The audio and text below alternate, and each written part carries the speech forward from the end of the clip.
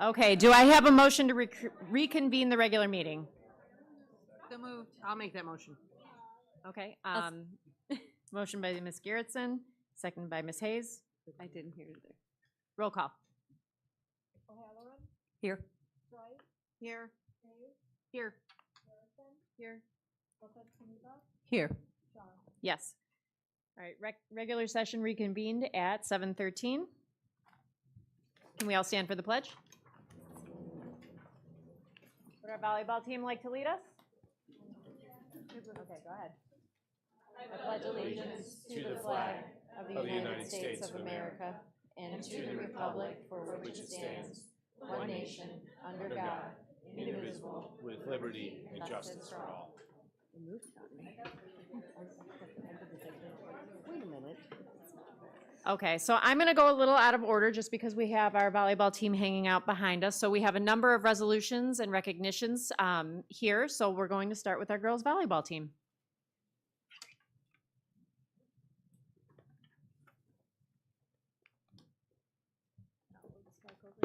All right, good evening. I'd like to recognize the girls volleyball team. If you guys could come on up here.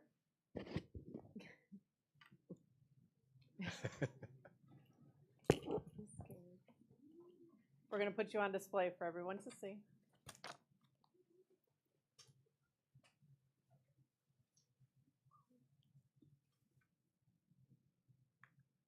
Okay, this is a resolution recognizing the girls volleyball team. Whereas the Lockport Township High School District 205 girls volleyball team competed in the IHSA 4A state finals competition on November 15, 2025 at ISU in Bloomington Normal, Illinois, and earned the title of third place state champions. And whereas the girls volleyball team has brought honor and distinction to themselves, their families, school, and community by achieving this respected status. Now therefore be it resolved by the Board of Education of Lockport Township High School District 205, Will County, Illinois. This resolution was passed on this day, the 15th of December. So I'd like to at this time introduce the volleyball team, if you could just give a little wave. Josephine Baranowski, Natalie Beauchantin, Brooklyn Chesna, Malia Cole, Emma Consini, Mary Donnelly, Bridget Ferreter, Mally Green, Anna Hyam, Quinn Hyam, Maya Hugo Baker, Olivia Mayer, Michaela Marshall, Sarah McGraw, Kalina Murdoch, Caitlin Nelson, Olivia Priest, Hudson Timachek, and Kyla Mitchell. And our head coach, Nick Mraz, and assistant coach, Ken Zymetz. Congratulations to all of you. Yeah, awesome.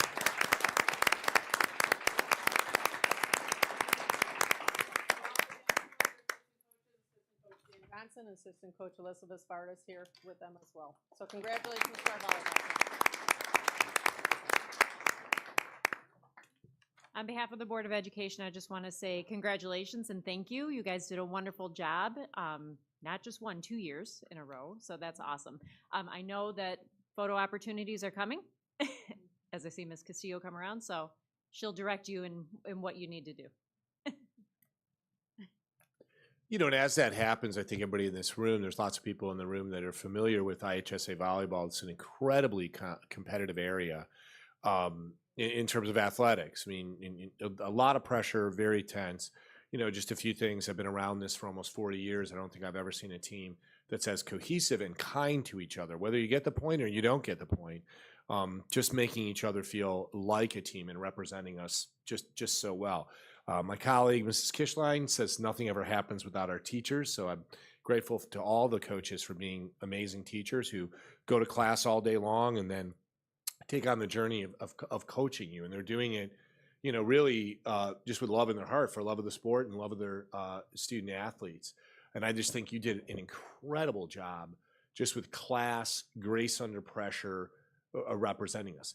You might say to yourself, gosh, this is a short ceremony. Why do we ever do these things? I meant to bring a little artifact over, but today we got delivered a year's worth of these giant books that memorialize the whole past year that a board did.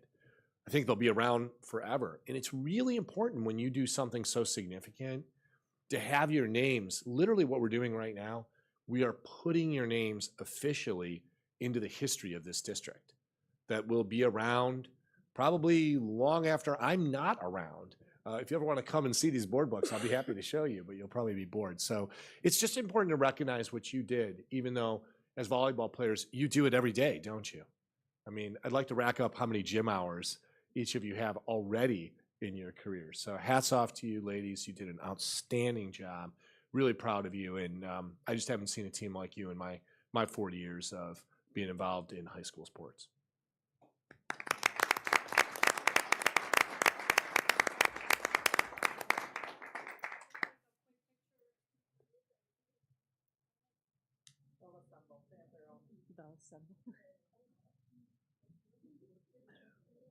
They've got this down. We're used to. They've done this before. Yeah, right.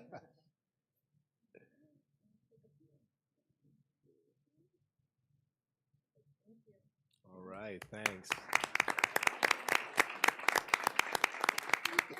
Thanks, ladies. If you give us a minute, we'll just kind of get you back right over here. And we've just got a few other resolutions too. So just if you got to hang out right over here. Dr. Shaw. Sure. Next, we have a perfect ACT score of 36. Ms. Julie Caraway. All right, so I'm going to be recognizing a resolution for Ms. Julianne Caraway. Julianne, are you in the audience? Come on up. Yeah, come on down. Yeah.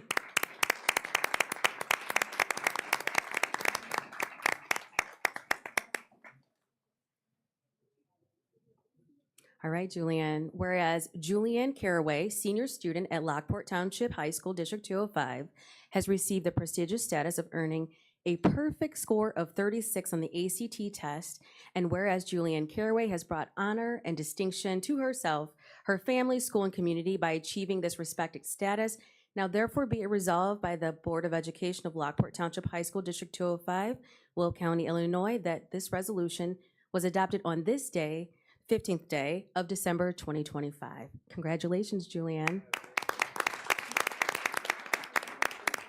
Julianne, come on back. Yeah, you're going nowhere.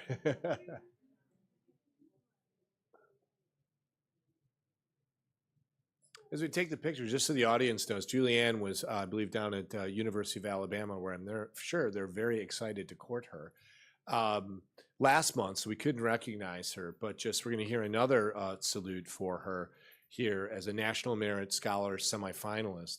And what's really amazing is not, perfect ACT, that's one thing, but, just everybody in the room should know that 3.5 million students last year took a test called the PSAT and MSQT. Only about 1% of those students get a national merit recognition, and only about half of that 1% actually receives national merit semifinalist status. So to say you're an elite academic athlete in the country, this is really a national distinction. And like your volleyball colleagues, it's important we write you into the history of the district of accomplishing this. So, Dr. Johnson. Thank you. I am now going to read the resolution recognizing the National Merit Scholar semifinalists Julianne Caraway and Gabriella Kedzierski. Gabriella, come on up.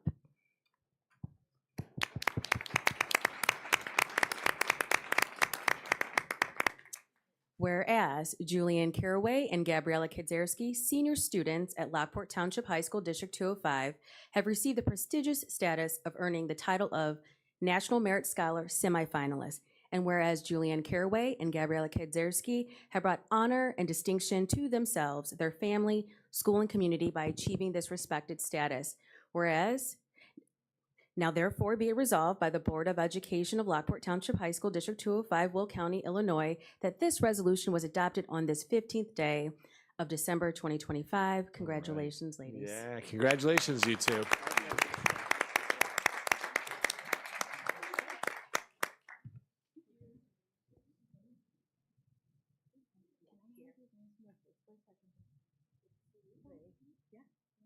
All right. They going in the hallway? Yeah, I think they're.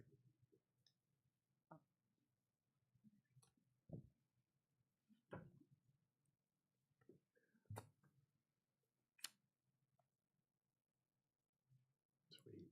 Nice job.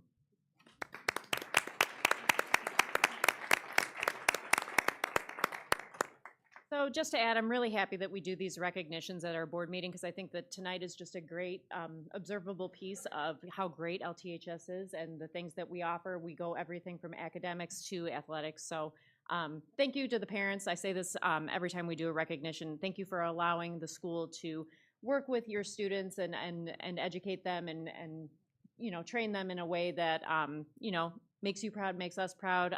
You know, they're wonderful human beings, so thank you for that. So next, we're going to go on to board salutes. I'm going to start just because I know a couple of people want to talk on this. So I had the opportunity to attend Madrigals, which was so great, and my 8-year-old loved it. And even though it's sometimes he was getting a little fidgety in his seat, but he kept asking, you know, what food's coming next and what song are they going to sing next? So it was really just a wonderful night. I know Ann was also there and Candace, so I don't know if Ann, you want to add something? Yes, that was part of my board salutes as far as Mr. Getz and the Madrigal Choir. And I believe also the Madrigal Choir did go to, I think at Homer Township, the seniors. Yeah, they did 7. Yeah, they did 7 outside of school performances in 7 days. Yes. Wow. So that was amazing. So yes, that's part of my board salutes too. And also to the Porter athletes for football, volleyball, girls volleyball, and the girls golf. I give my salutes to them too. And of course also to our, you know, Julianne Carway and Gabriella Kudzeski. You know, I feel that, yeah, it's insane kudos. I mean, I think, you know, we're very proud of your students here, and I thank the parents, you know, for giving us that opportunity, you know, to teach your students and also for the athletics. But, you know, I'm sure you're very proud of them as we are too, but thank you. Candace? I have a couple. So one, I want to thank Kathy Maxwell for the help for getting and coordinating the III conference for board members and staff to go, including the student board members. So I appreciate all the work. It can be like herding cats, I'm sure, sometimes. Also, Christmas Crossroads at the Lockport Women's Club here. I want to thank all the school staff and Brian Ulmer that supported that event and all the work behind that. To Dr. McBride, Stephanie Croy, and Brian Ulmer for spending 2 days with us board members to review or talk about the 2026-27 board budget, and then the facilities situations and concerns that we have upcoming. So I appreciate all that extra time. The foundation for planning the cookies with Santa. That was a lot of. I enjoyed just watching all the kids do all that sort of thing, and I thought it was really quite cute. And I hope they all enjoyed it. And then lastly, the Madrigal dinner is the second year that I've gone. It's and I just am impressed every time. And so I asked Paul Lencioni if he would forward me some information of everything that goes into the Madrigal dinner, because, for instance, I learned that it's the parents that actually are doing all the food. We're served like a 4-course dinner at this event. And so he sent me a really long email, and I will just try to summarize it really quickly. But planning starts in June, typically. They have they have department heads and leadership responsibilities. They have the decoration supervisor for Megan Selly. If I'm mispronouncing her name, I'm so sorry. Costume supervisor, Emily Normand. Table and place settings, Michelle Torres. The wassail supervisor, Gina Torbett. They prepare 13 gallons of that sugary, delicious liquid, and they pour close to 2,000 glasses of wassail during those performances. Kitchen lead, Emily Normand. The kitchen actually consists of 2 classrooms behind the stage, and it's almost what Paul says, it closely resembles a professional catering operation. And then set construction is Paul Lencioni and Ryan Chamberlain. They spend 2 weeks getting that stage set up for the way it is. The Magical Market, Rose Barter. She's in charge of all the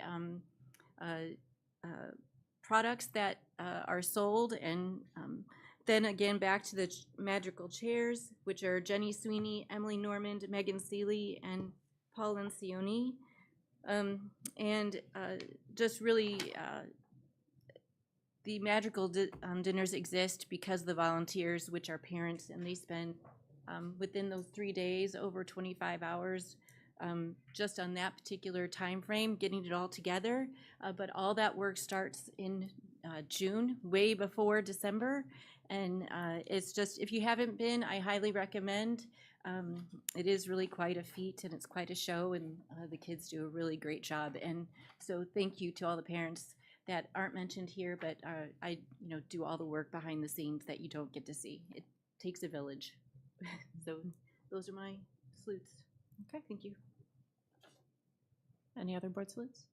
I wanted to mention Christmas Crossroads as well. I was so impressed by how many student volunteers came along and helped the women's club.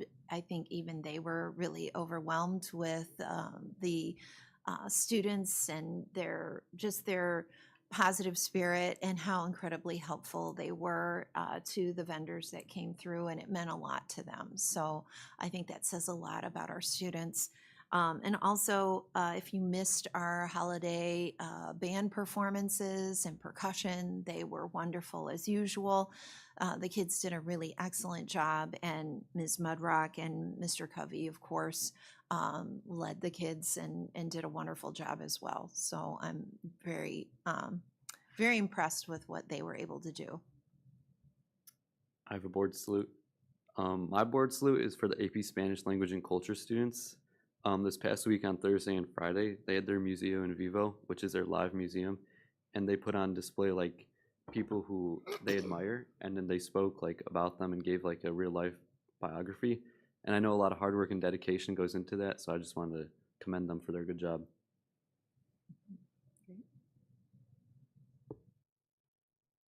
Okay. All right. So since we conclude our board salutes, do I have a motion to accept the resolutions as presented?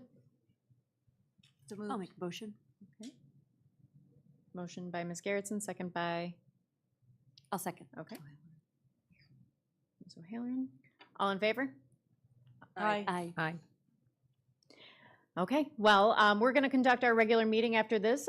We can take a short break really quick. If you guys want to stay, you're welcome to stay. If not, you are welcome to go. But thank you, everyone, for coming this evening. Yeah, congratulations, everybody. Great job. Brilliant stuff. Hey, you guys, thanks for coming out.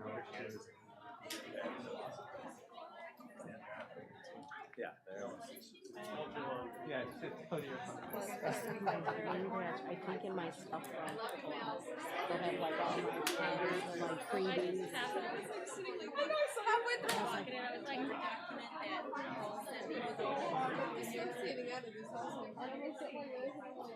And then I saw you like straighten out. Right, I got that one on me. I've got that one on me. But no. Okay, we're cool.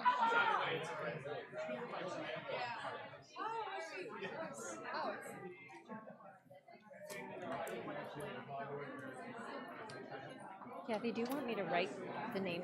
If I write the initials, is that okay?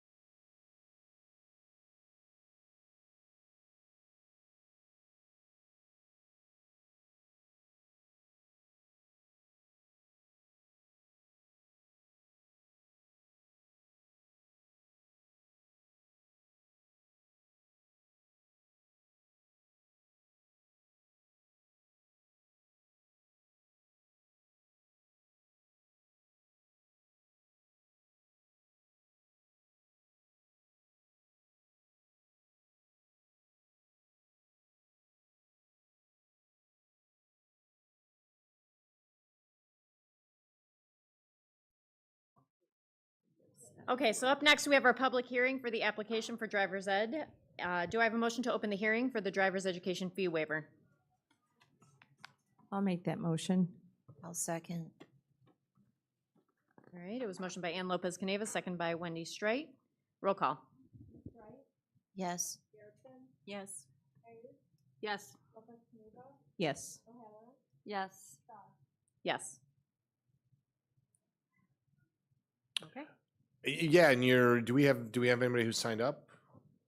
We do not have anybody that's We signed do up. not. Just very quickly for the public, what this is a waiver form. We've had this for the past 5 years. Illinois State School Code requires that if you are going to charge more than $250 for students to take driver's education, you do have to, the board has to approve a waiver. It's good for 5 years, so we're gonna have 5 years worth of sort of fee rollout. You can see what we're proposing with this waiver. You'll vote on it a little bit later. Just want to open up, in the hearing section, any questions. We're going to slowly 250, and then move from 250 to 275 next year, 300, 325, 350, 350. We're still well below. If you take private, it's between $500 and $600. So what we offer is really keeping that fee much lower.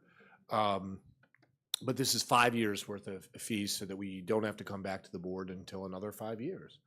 If there's any questions from board members, if we want to discuss this, it'd be a good point, good spot to discuss it. Do we seem to have, I'm sure that there's not enough, is there enough driver's ed time for every student who's at that There age? is, but it is very popular. Yeah, of course. We yeah. just, it's just super popular. We And- talked about this a little bit at the curriculum meeting, Mhm. that price point was well below what was offered for private lessons, and that they are stretching it very thin for the time frame, and they're considering having to do some lessons behind the wheel during summertime. So it is stretched very thin at this point. in Yeah, time. we offer it every quarter now. Mhm. And it's full.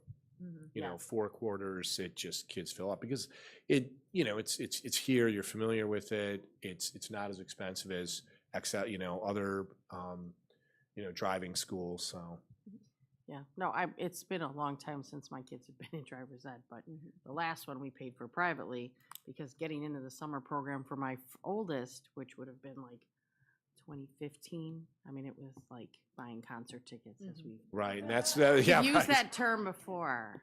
So Yeah. Now we offer it just a lot more, yeah, so the overhead is increased with more staff. yeah. And I think the last kid that I paid for privately was $325, and that was over 4 years ago. So it's a good price. Yeah.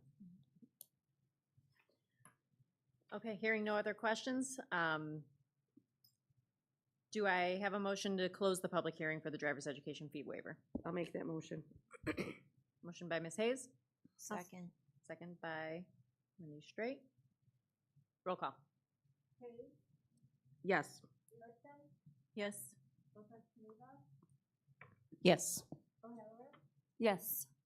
Yes. Yes. Yes.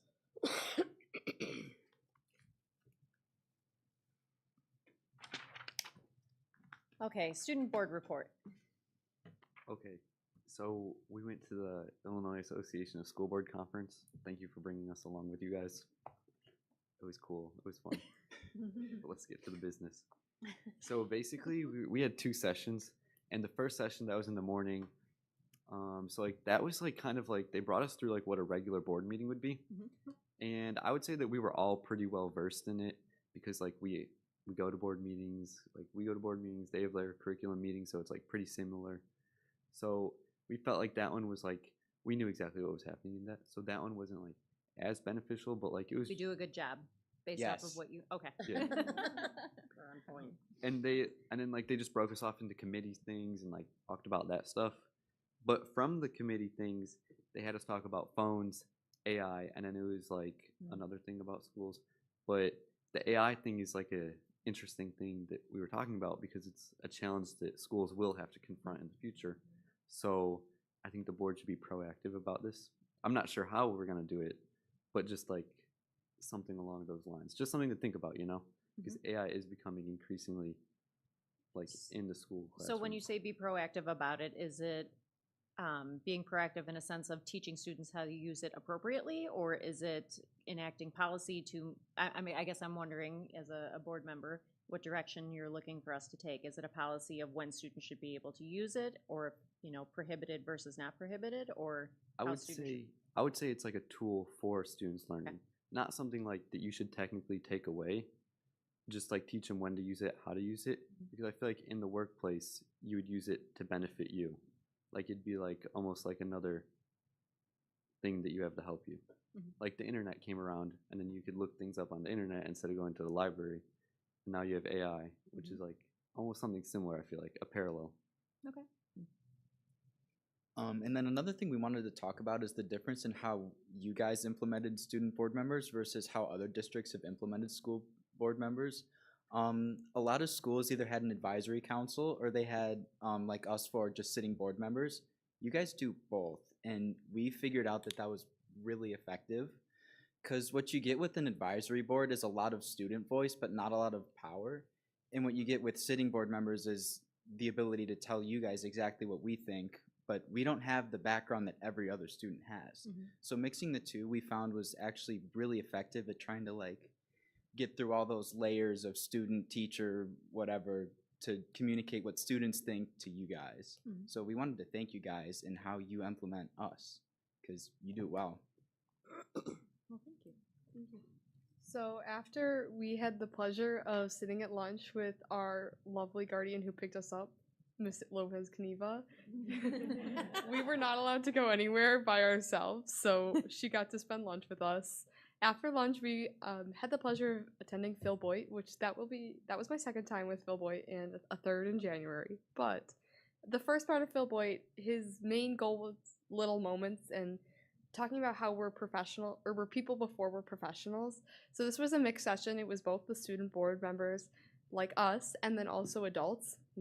Dr. McBride was there, other people were there, and part of it was a lot of fun. You got up and we were lots of high-fiving, lots of moving, but the biggest thing was connecting with these high-ranking education professionals in a fun way, like knowing their favorite color, what they do with their kids on the weekends. We got to hand out our business cards, which was really fun. It was a really cool experience for us, being able to interact with so many professionals in a field that we really don't see the other side of, and we just really want to thank you guys again. I sound like a broken record, but it was really cool, and you know, I might never talk to any of those people again, but it was really cool to see how our board works and versus theirs, and yeah. So for the second session, or second part of Phil Boyd's session, we talked about more of how we are people first, professional second. It was a lot of humility. We got into these big groups with a bunch of professionals. Half were students, half were superintendents, board members, teachers, educators, and we really focused on having humility and showing your humanity, and also making sure that students understand, and you know, these professionals understand that if you go first as a human and really show people your approachability, it's very beneficial, because that's when we build trust, and that's when we build those connections that allow us to supplement more ideas. And when that supplementation happens is when we thrive as our best. For our sessions, we sat there and we talked, and we really learned a lot about what the students thought. We had a lot of sessions where it was sitting and it was giving students the opportunity to speak about their experience as board members, how they view it, and what they think should be added. And we got to, at least in my group, I got to speak with some professionals who actually have dinners before the board meetings, and I do recommend we do that, where we can have these dinners and we can go as people first and don't talk about work at all. That way, you know, you can connect with each other on a personal level and build that trust, because as a board there should be trust between the members to be able to really thrive as a community, and that way we can see the reasons behind the decisions that are being made rather than just seeing the decision itself. And then along with that, so we were all seniors. Some of the schools didn't have all seniors, like some were juniors, some were sophomores. I would say that as a group, we saw value in us being seniors because we saw it from a more mature perspective, and also we were able to represent our school well. So I feel like seniors are a good pick for student board members. And then it's also finals week, so I know students are anxious, and there's a little bit of excitement in the air to get finals over with, but also for the break. So I just want to say that. I just want to say with the senior thing, I saw the students who were not seniors, they had a hard time connecting with us. And then also some of the experiences that you have junior year towards the end are critical. And I feel like it would be hard for someone younger to make decisions as a student school board member based on life decisions that they haven't made yet. You know, we're all applying for colleges, so we're able to talk to those students about that. We're a little bit more relatable because we've gone through that stuff still. And so I thought that they had a hard time relating to the student's body the whole student body. Do you guys have any questions for us? Any clarifying things or things you're curious about? No, thank you. No, thank you. We're glad you enjoyed it. Yeah, thank you guys. So you would recommend us taking student board members down the road too? Okay. Great. Okay, AFT report.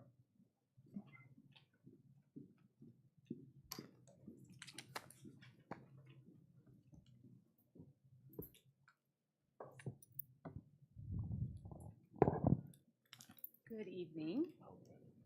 You guys stole my thunder, I think, with the volleyball team and our scholars tonight. That spoke on itself, the dedication of our staff. But this time of the year, I usually get up here to thank the very important people of our district, which are our grounds and maintenance crew who keep this place running with the snow that we've had. This campus is like Vegas, it never sleeps. So they're the most important people in my eyes. And to our secretaries and office professionals who put in the extra time and effort this month to feed our stomachs and just make it everything a little extra special for us, I wanted to say thank you to that and wish you all a happy holiday season. So thank you. Yeah, you too, Mrs. Kishline. Thank you. Holidays. Okay, up next is our IASB report. So before we report out on our experiences at the conference, is there anything IASB related that Ms. Johnson relayed? There is. In your packet, you should, in your folder, there is a QR code to a survey that IASB is asking you to complete. And just wanted to highlight that. They'd like all members. It has to do with III, member services, things you would like them to do. So if you have a moment outside of the meeting just to get a cell phone and complete that, IASB has really asked us to get board members to do that. That's the only piece of IASB business. Okay. So now typically what we do is we share out just kind of our experiences as board members going to the III conference. Maybe it's a session you attended, maybe it's a connection you made while you were there, or maybe it was an aha moment just from the entire experience in general. So does anybody want to go first?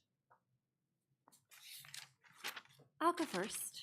I'm right here. All right. This being my first III conference, it was a great experience. It was really amazing to spend time with everyone on the board and get to know everybody a little bit better. Also, just to experience the energy you feel when you're there with all the educators. It was amazing. So I also attended Phil Boyd's seminar, and that was great. He has this presence that just invites you in and gets you thinking about just what Evelyn said was, as educators and professionals, well, not all educators, but as professionals, we do sometimes get to the business part of things and taking that time to have the person first perspective more often. It was a nice reminder, and he did a great job presenting it in a very fun-filled way. Wendy and I were also able to attend a superintendent's evaluation session that was very interesting, really taught us a lot, as we know that Dr. McBride is on his way out next year, and that will be something new that we'll have to do as a board when we have a new superintendent. So a lot of good conversations were had, and learned a little bit about, what to do, what not to do. And finally, I'd like to end with the first attention session that I attended was new scenarios for new board members. And as a new board member, I felt that it was a great session to attend. And my big takeaway from it was what an outstanding onboarding process that District 205 has. I was sitting with groups from all around the state, and when I spoke about, well, our district does this, or our district does that, they did not have that kind of support as you're coming onto a board to be able to sit with Lori Grant and go through all of the protocols and get to know the board members. So I'd like to thank District 205 for that opportunities that they do give us as board members. Appreciate it. Thank you. You want to go? Yep, sure, I'll Okay. go next. So, I'm actually kind of a conference junkie.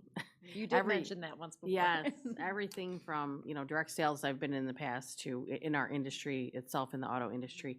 I do always think that you can learn something there.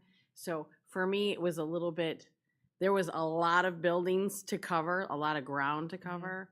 So I learned that next year, if I go again, that I would definitely have to have a game plan way ahead of time so I can figure out which building I'm supposed to be in at what time. But same, I feel like there's a great camaraderie when you get together with people that are all kind of working towards a main goal, which is, obviously to serve your community in this role. And so, I mean, it's everything. There's a little thing you learned here, a little thing you learned there. Do I have one big aha moment? Not so much, but it was definitely, it was interesting. Obviously my first one as well. So, but yeah, I'm definitely looking forward to next year to just even learn more and work things out a little bit better so that I can cover as much ground as possible. Well, yes, I attended the Friday workshops. Was an interactive workshop. It was Fierce Conversations. So that was very. It was a good. It was a good conference at that point. It's having fierce conversations about achieving results and one conversation at a time. The afternoon one was dollars and decisions and leading through the noise, and that's one of the things that, they mentioned things you can control, like the fund balance, levy, budget, things you can't control, like social media. They did have one example, one person did talk there about their school. It's a Cook County school. They got delayed in their taxes, in the second installment, so they had to borrow.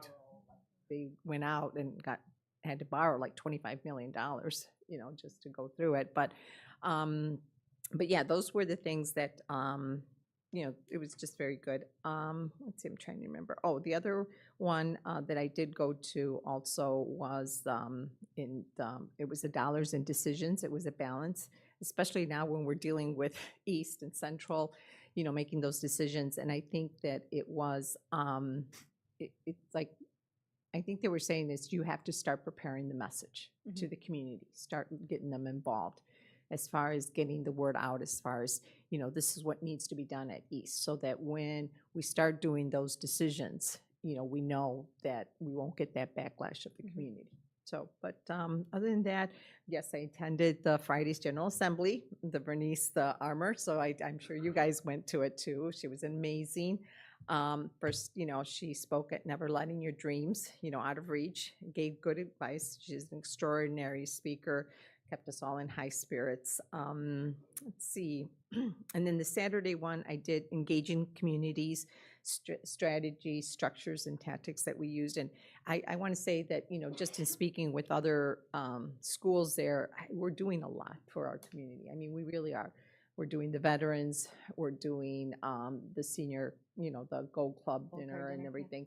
One aspect was that they did reach out, they did say, and because we have like two senior communities, we have Lago Vista and Caroline Lakes, and is reaching out to those activity directors and having possibly have a bus, go to their clubhouse and pick up any seniors that want to go to any of the activities that we have, either our musicals, our senior, the Gold Club dinner, because sometimes these seniors, they don't want to drive in the dark. So that would be very, helpful. Another thing to engage, in our community.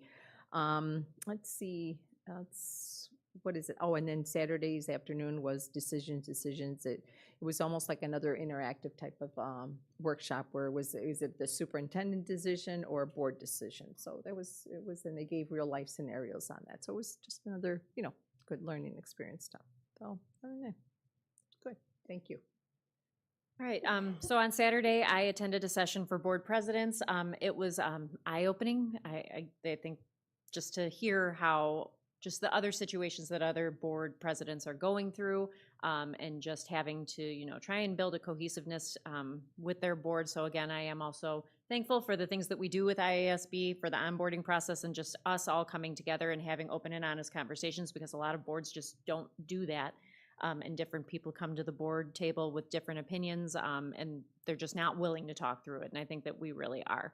In the afternoon, I went to the financial, leading through the noise. I think we were all in there. It's pretty much, but it was just interesting to see, the perspectives from other people about the tough decisions that they need to make for their board, and just making the right decision for the students, regardless of, some of the things, all of the noise that is happening around them. And then I went to a couple on Saturday, but I think the most eye-opening one was there were two legislators that were there just kind of taking questions about finances and school budgeting and things like that. And let me tell you, there were not a lot of answers, but they were taking the questions and they were taking the feedback and saying that they were going to advocate for school districts. So you guys have your work cut out for you, so good luck. But we're here to help you and support you in any way possible when it comes to that. And that's kind of what I took for it. There were a lot of CSBOs in the room and a lot of board members, and then my big takeaway was, just providing that support is going to be so important down the road. So, Dr. McBride. I went to two workshops. The students mentioned one in the afternoon, which is the Phil Boyd workshop. I think that's always good when what I appreciated about it is, at least from my seat, it allowed you to mix and mingle with school board members across the street, but then also student across the street, across the state, and then also student school board members across the state. So just that kind of thought about humanizing one's work. So I think it's so important. Sometimes we don't put that first, but I did think Mrs. Hayes, Mrs. Lopez, Kaniva, and myself, we were in a Friday Focus. And I've just found that IASB does a good job with Friday Focus called Fierce Conversations. And it was just a pathway. It was really a set of reflective structures to think about difficult conversations. And sometimes you do have difficult conversations. I think sometimes the biggest challenge in a difficult conversation is to find ways to stay in it. Mm-hmm. It's just so easy to break off, or it's just so easy to make it email, or it's just so easy to make it social media. But really walking through a number of different tactics, strategies to kind of stay at the table. I thought that was particularly important. I also got to go to a presentation that I thought was really strong by a Robin Schwartz attorney that we've used way back. Was the first Robin Schwartz attorney I worked with, Zaria Uday. And she did a presentation on something that's embedded in our Illinois school report card called the equity journey. It's about the professional education level of teachers, discipline, test score gaps, to kind of see where you're at in terms of the public school mandate to provide equitable access to resources. And she did a very nice job kind of describing different components of that to point out. And what she did is she aligned it to board policies.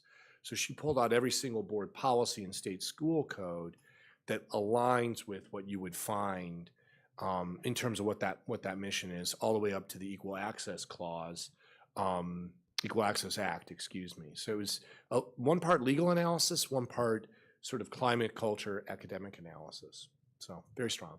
And I just enjoy seeing all of you. And I think that the socializing, the connecting, learning about each other's lives, I mentioned to you all these presents, Kathy and I wanted to make sure, board members were pampered, at the holiday time. But I think I mentioned to a few board members, I came home last night and my youngest daughter had made all of you gingerbread, right? Because she met you. So she said, "Can you just stick this little bag in their bag?" Because she really enjoyed, as a young person, kind of getting into the professional world, just having the opportunity to meet with people who are further along. So little thank you from Annie McBride.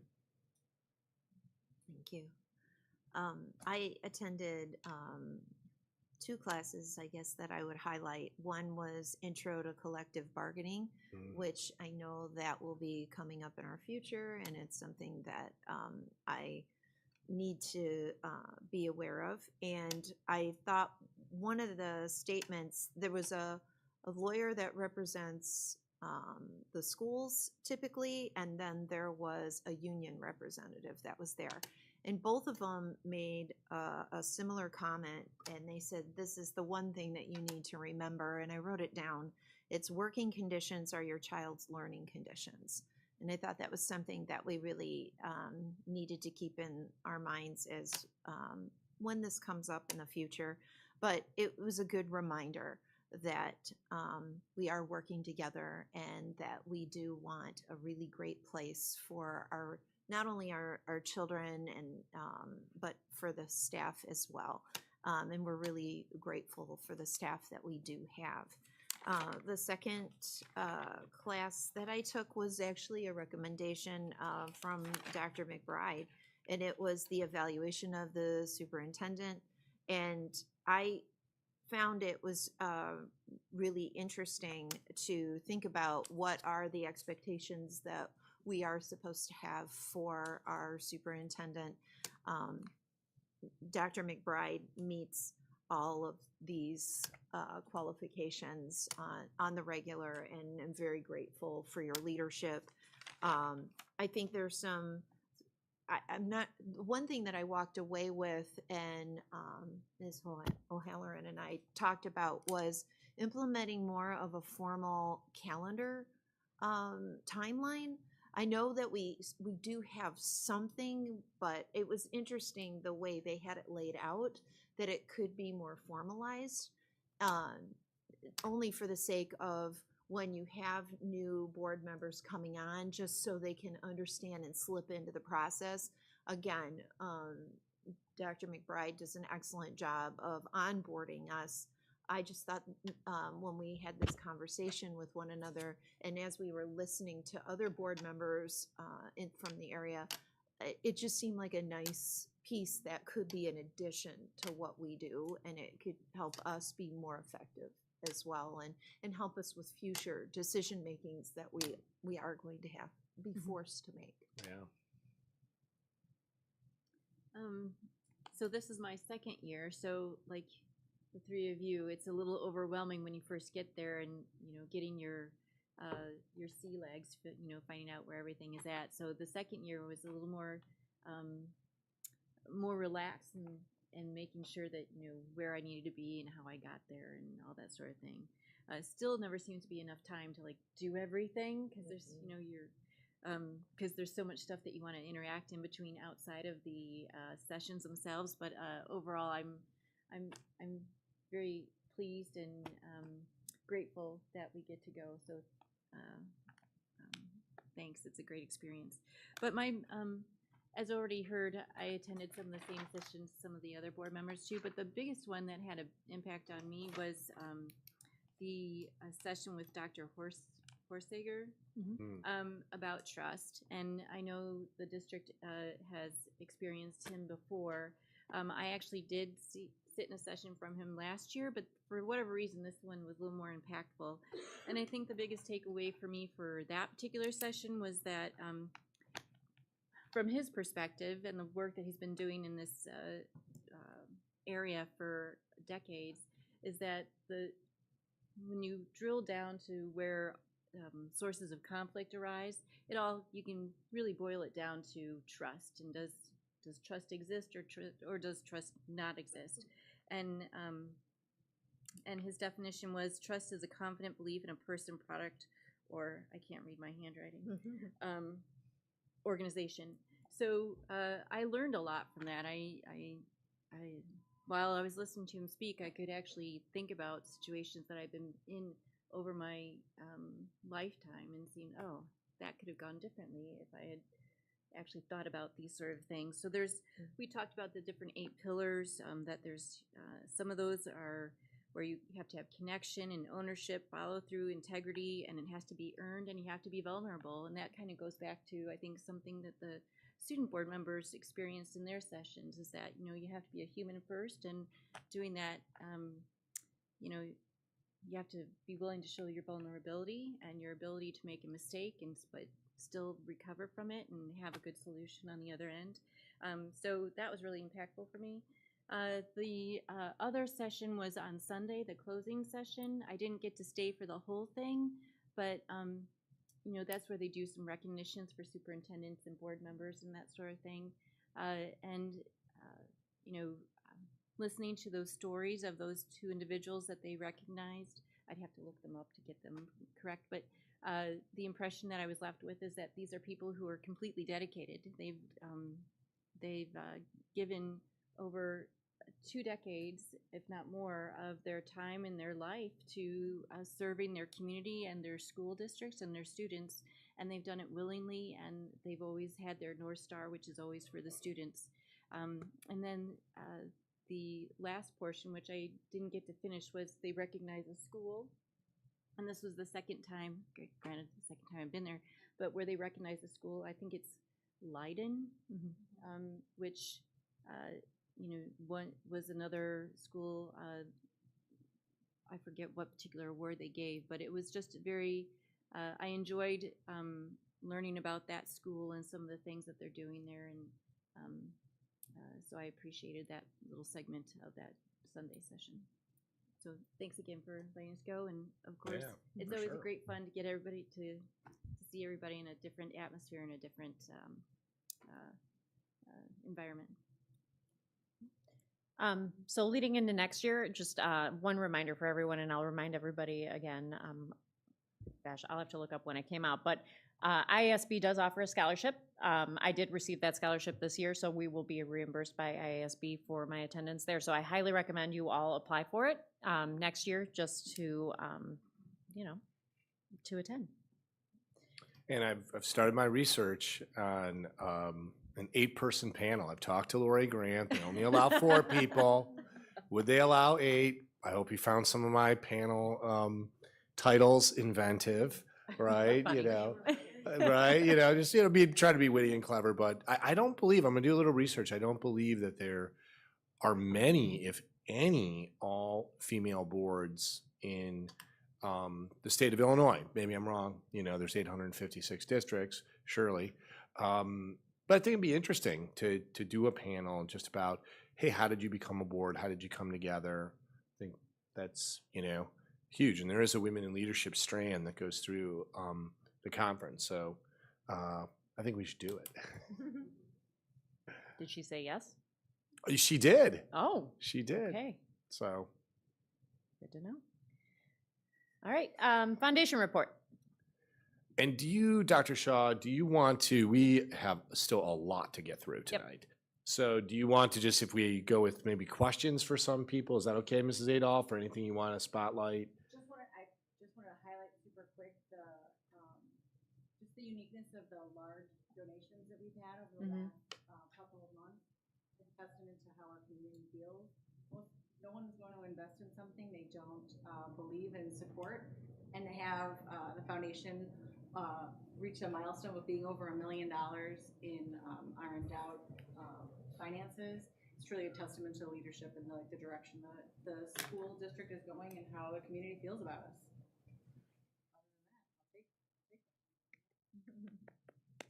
Yeah, and the board knows that is a, you know, the board knows we received a single $100,000 donation, and it is really quite an accomplishment with Angela and her board to get the endowment up to $1 million.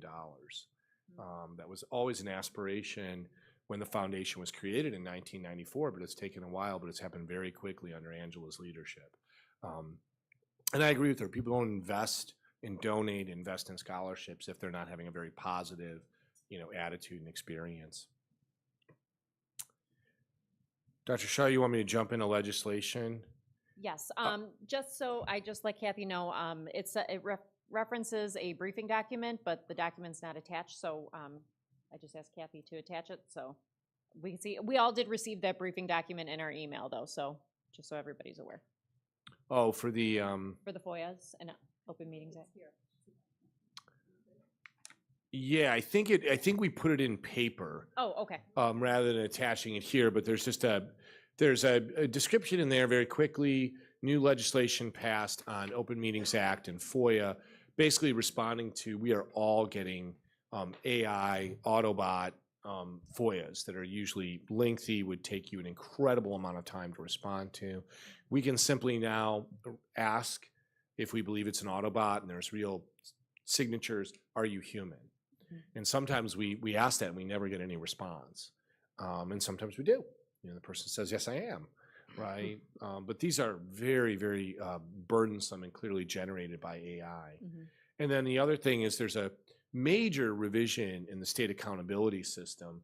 And really the headline there is that superintendents welcomed that initially, but its articulation and the rules and regulations, we have now sort of shifted to having real concerns about how the state, there's just some confusing things that the state is walking out that don't really make sense to us as superintendents that seem more punitive. And what we keep on chasing in the state of Illinois is what is it that we're supposed to attain? You know, what are the areas that we're supposed to excel at that makes it very difficult for you as a board because it's constantly changing. Is it graduation rate you should be going after, a college and career readiness that you should be focusing on? Is it ACT performance? Is it not one day juniors ACT? Is it the growth?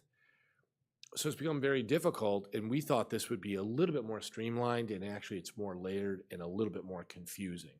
So what we're worried about is communities won't know, going from 4 designations to 5, what makes a district exemplary, commendable, approaching. What do these designations actually mean? So stay tuned. We're asking the state to slow the process down. Okay.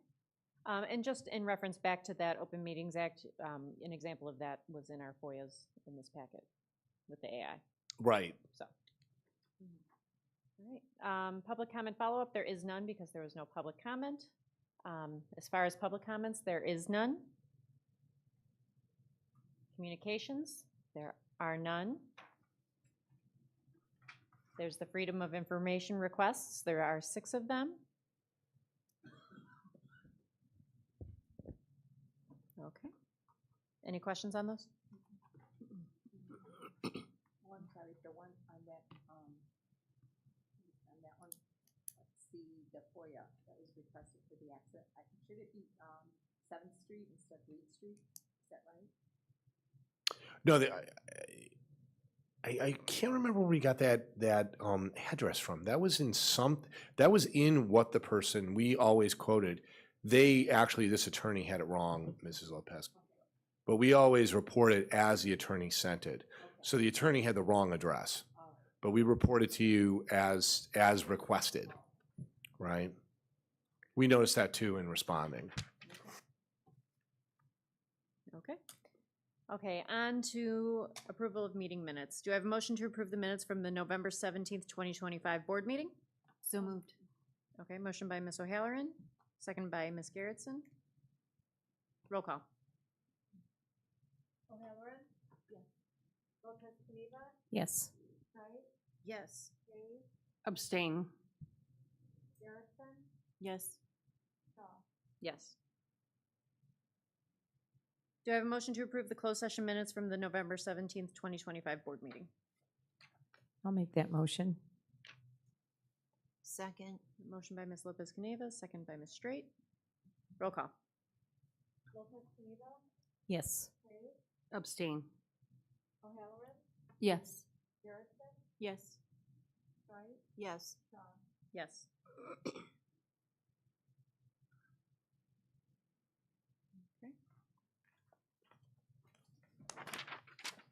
Do I have a motion to approve the December 2025 board expenses? I'll make that motion. Motion by Ms. Hayes, I'll second. second by Ms. O'Halloran. Roll call. O'Halloran? Yes. Wright? Yes. Hayes?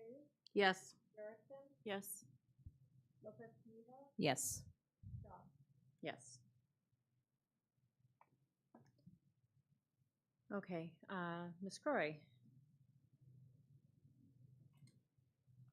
So up next, we have our treasurer's report. Do I have a motion to approve the November 2025 treasurer's report? I'll make that motion. Second. Motion by Ms. Lopez Caneva, second by Ms. Straight. Okay.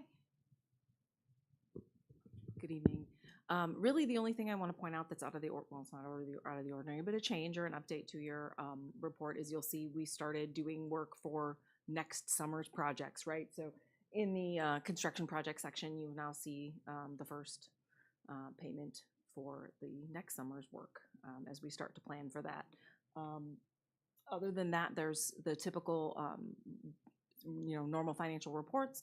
Dr. McBride, would you bring up the financial reports quickly? Just want to show the statement of position, just so people can see where the fund balances sit.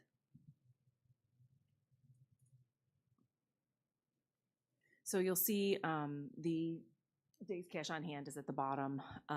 They're a little out of whack because of spending down fund balance and things for operations and maintenance and transportation.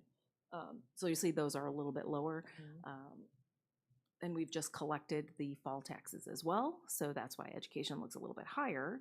And then we'll be spending down from now until, because we will get a small payment because we're almost all the way collected. I think it's the last page of this document where we're 90% already collected. So there's a small payment we'll still receive on the fall taxes in December, this month in December, probably this week. Might be this week because next week's with the holidays. It's probably this week we'll get that payment. And then that'll be it for the collections until May. So the fund balances as they sit right now are going to have to last us till May. Are there any questions on those financial reports? Is the operating funds, the 11, that's 11 months of operating funds that we have? Yes, and Okay. that the operating funds are combined, the Right, ed yes. and the, yep. And again, that 11 months cash on hand is what needs to be, it'll go down from here on, right? So by April's statement, which will be presented to the board in May, that'll be at the lowest point. And that'll probably drop a couple of months. Because this is to be used now through then. Okay. Okay. Any other questions? Okay, roll call. Yes. Yes. Yes. Yes. Yes.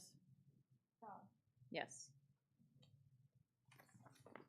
All right, up next is the board president's report.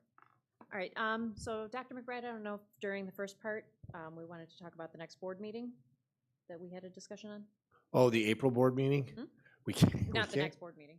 We can't talk about it. So I put in the update. I was selected to be right in this room to be a community runner for very nice, certificate. To be a community runner for Citgo, which is the largest, one of the largest corporate sponsors of the Boston Marathon. So truth be told, it is a bucket list in my life. I will never qualify with a qualifying time. So Citgo put this out for partners, and they only, in the United States where they have facilities, it's just a halo of public servants, educators. I can't remember the total number of Citgo community runners that they have. But I was, very honored. There was a long application process. I've had a good year with half marathons. So I put in and got accepted. They cover all the expenses. You represent your district or organization and Citgo. The marathon is the morning of April 20th, and you have a board meeting that evening. Now, I could try to get back, but I don't know if the board is able to change it to April 27th. And also, I would just say this really shows a great partnership with just Citgo as a company that really tries to partner with its footprint. When they were leaving here, they said they were going to go to the next Citgo runner, and they said, oh, it's a Romeoville police officer. And that immediately made sense to me because that is the husband of one of our dean's assistants. So you kind of have two Lockport Township High School District connected people. So it's a great honor. I hope I can live up to it. I hope I haven't bitten off more than I can chew. It's historically a very challenging course, but I think I have a plan.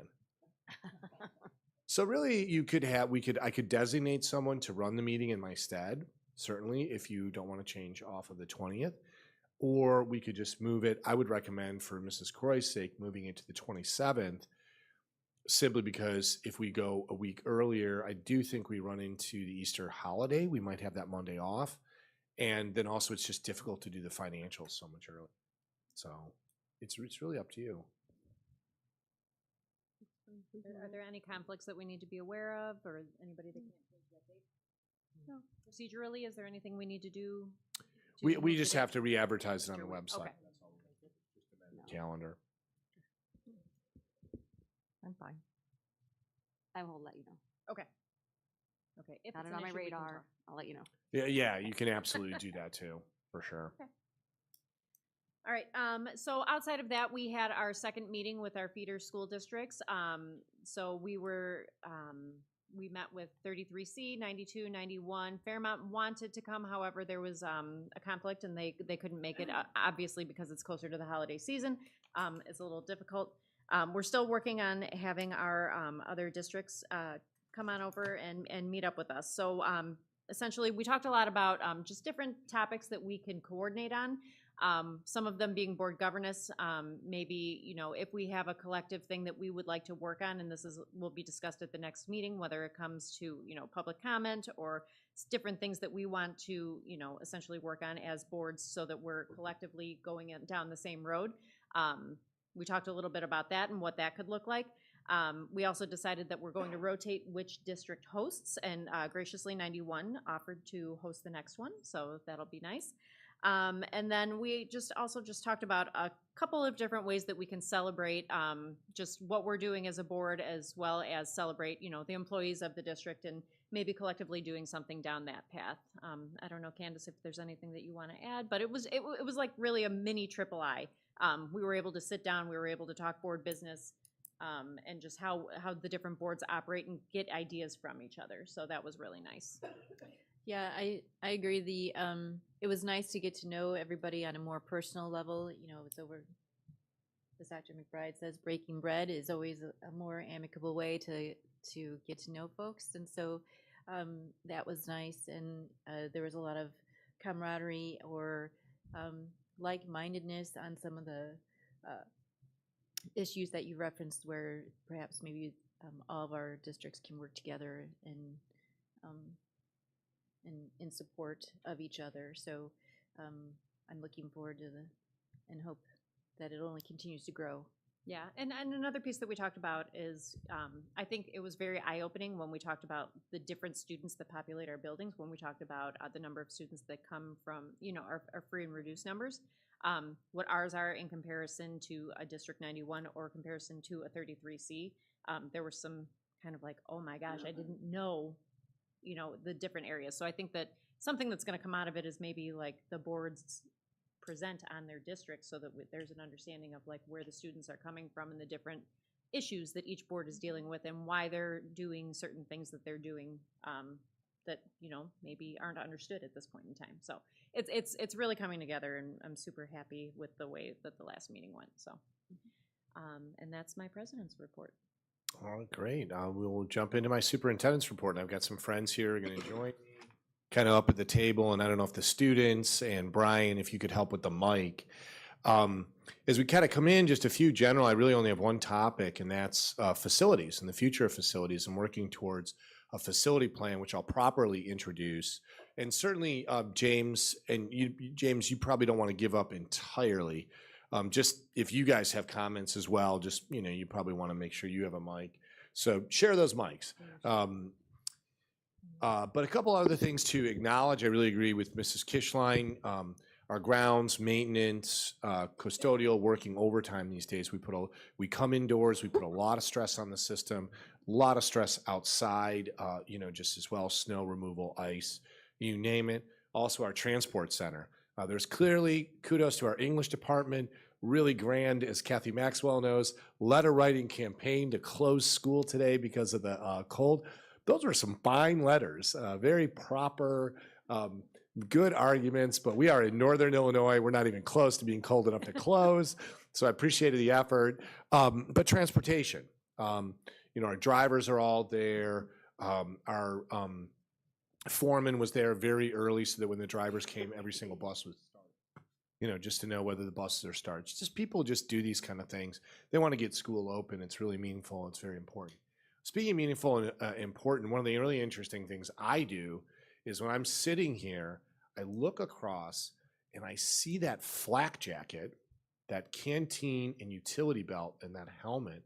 And I'm always conscious that those items were at Hill 181 at Khe Sanh, right on the border of South Vietnam and North Vietnam, with a gentleman named George Starnisha who graduated in June of 1967, and then very shortly found himself in Khe Sanh with those items in October. You talk about graduating. George and some of his colleagues were presenting last week. Just really amazing gentlemen, just incredible. The wisdom, the memory, the perspective. And January 23rd, we're going to have our annual Veterans celebration, and it really is amazing. We have about 86 veterans that are coming. Their families are coming, so we'll about have 200 guests. It's sort of a gold card dinner for veterans, but it's going to be an amazing night. And Grace Gonzalez, Angela Adolph, Kathy Maxwell, Jeanette Castillo, Brian Amer, just putting in so much work that really one teacher, Mike Zaworski, carried it for 10 years, all on his own. So it's taking, 5 or 6 of us to do the work that just Mike volunteered. It meant that much to him. So pretty amazing. Let's dive into the main event, and I apologize if I, left anybody out. Have a great holiday. I just want to be sure to say that. Enjoy the rest that you'll get. My superintendent report is really just, we have spent a whole year pouring into East Campus, a real examination of East Campus. We have a facility master plan at Central. Just to remind the board about Central, the board committed to the essential maintenance plan. We really did that over 3 summers. This is the 3rd summer, and we'll be finished with those components. The board also, in May of 2024, committed to some non-life safety projects that we would estimate at about $12 million. So almost, if you're creating buckets, keep that bucket there as well. Then a few new buckets. It's hard for you to compare expenditures at Central Campus if you don't understand the needs at East Campus. So we have been working to try with the Facility Master Planning Council. Tammy Hayes sits on that, and Candace Gerritsen. We have students, we have administrators. We've had some leadership from DLA, Berglund Construction, Brian Amer, to really gather over the past year, what do we need here at East Campus so we don't ignore our largest facility. And as you know from briefing you, we have this outstanding presentation, made it available through the agenda to the public. And I didn't intend to go through all of the slides. It's downloading, but it's not opening up. I'll get it opened up. I didn't intend to go through all of the slides with it, but use it more as a reference point for you if you want to come back and take a look at components of it. But as you know from meeting individually, as you know, some of you from being at Facility Master Planning Council, as you know from some of you being at Finance and Facility, what we're looking at in the most simple terms here at East Campus is infrastructure projects and then also capital improvements. The infrastructure projects, things like roofing, major mechanicals.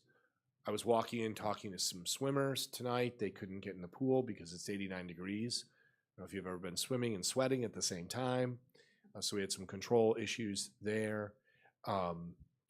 Bleachers, field turf, like I say with infrastructure, things that keep the lights on, the human beings heated and cooled and safe.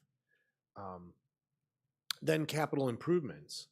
The capital improvements that we're recommending the board look at would be renovation and addition on the building to the athletic complex, Porter Stadium, and the need for space out here, gym space, district office space, locker room space, concession space, and then something we're calling the student street to modernize what we offer in the cafeteria, but also to modernize our students' access to student services, make it more transparent, make it more open, make it more user-friendly. So I want to pause there. You've got the experts here. We've presented this slide deck to a number of groups, you know, the roles. Brian Armour coordinating with our architects and our construction company, DLA providing a vision of what could be possible, and then Berglund as our construction managers costing it out because that was an important component. All of this, I would say up front, I would not recommend this board seek passage of a referendum to fund all of this. Primarily because even if you wanted to do it all at one time, it would be very difficult to do it all at one time. So sequencing it out is important. I would recommend a combination of debt, bonds, using fund balances, and then using some of our just ordinary income that comes in through tax revenue. But like most things in life, we would have to prioritize. So really what we had hoped to do is answer your questions tonight about any of those projects. Some of them can be a la carte, but really get your thinking about what are your highest priorities so we can get to work, come back, talk about timeline, talk about financing, and turn things more into an action plan from the concept plan. So I really just want to open it up to board members, to students about, you know, reactions, thoughts, priorities, things you want to know from our experts. So looking at the roof replacement as far as a phase breakout, it's really a 6-year plan, right? Based off of the 6 phases, 1 year for each, or one summer for each. Of course, yeah. We don't want to do it all in 1 year. That's just too much risk, a lot of work. So we need to phase it out, starting with our highest priority and just phasing it out with a common sense plan. You know, a roof lasts 20 years, so theoretically you need to replace 1/20th of your roof every year. We simply don't just do that. We see where we need to do work, visual inspection, thermal scanning, and that's where this is kind of the plan that we feel confident in moving forward. Yes, yeah, over 6 years. Did we get our report for the major mechanical that we were waiting on? Oh, yeah. No, we don't have that in hand yet. We don't have it in hand. Okay. Okay. In January. The good news about this campus is that, with the exception, we know the pool is one of the infrastructure projects. It's really an all or nothing. We either start replacing components there or we don't. Many of the mechanicals are relatively in good shape and are new. That doesn't mean that somebody isn't going to recommend replacement change. Going through the COVID era, we did a lot of work with filters. We have a brand new chiller. So some of our major mechanicals are in really, really good shape.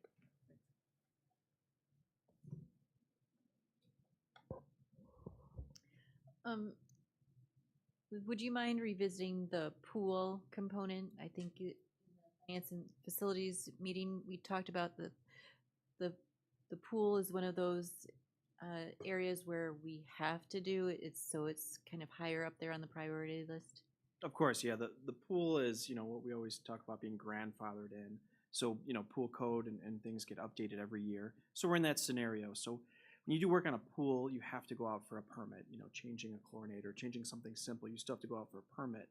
And next time we do that, we're going to need to update everything. And so it's kind of how we manage our surge water is really a big component of that, as well as updating our filters, and there's a bunch of projects that we know we have to get done. So it's not really a if we should do it or not. It's a when type project. So we know we will have to, or start removing services, which certainly not recommending. We'll need to bring it up to code. And so the trigger for beyond knowing that it's kind of reached its life, right? For those components that you mentioned, but the big trigger is also because you have to pull the permit, all those grandfathered codes or allowances go away, and therefore we now have to bring everything up to code because of the work that needs. Correct. Yeah, and we have talked to IDPH about this, and hey, are we good where we're at right now? They did confirm we are okay where we're at, but we will need to upgrade and update. Thanks. Brian, could you please talk a little bit about, I know when we met, we went over all the areas that are seen by the community and by the administrators of needing just some redoing here at East. And I had asked you if you were going to prioritize these, could you tell us a little bit about how you would prioritize these if we were looking at what needed to be done first, second, third, and of course over a span of some time here? Yeah, talking about really the critical infrastructure projects. So Correct. one of them was bleachers. Right? So the bleachers are, I believe, from the 70s, as far as I've been told, and they're at that useful life time frame. So we do inspect the bleachers every year. They're safe per our structural engineer. We do have to put work into them, but we do need to upgrade them to bring them up to speed.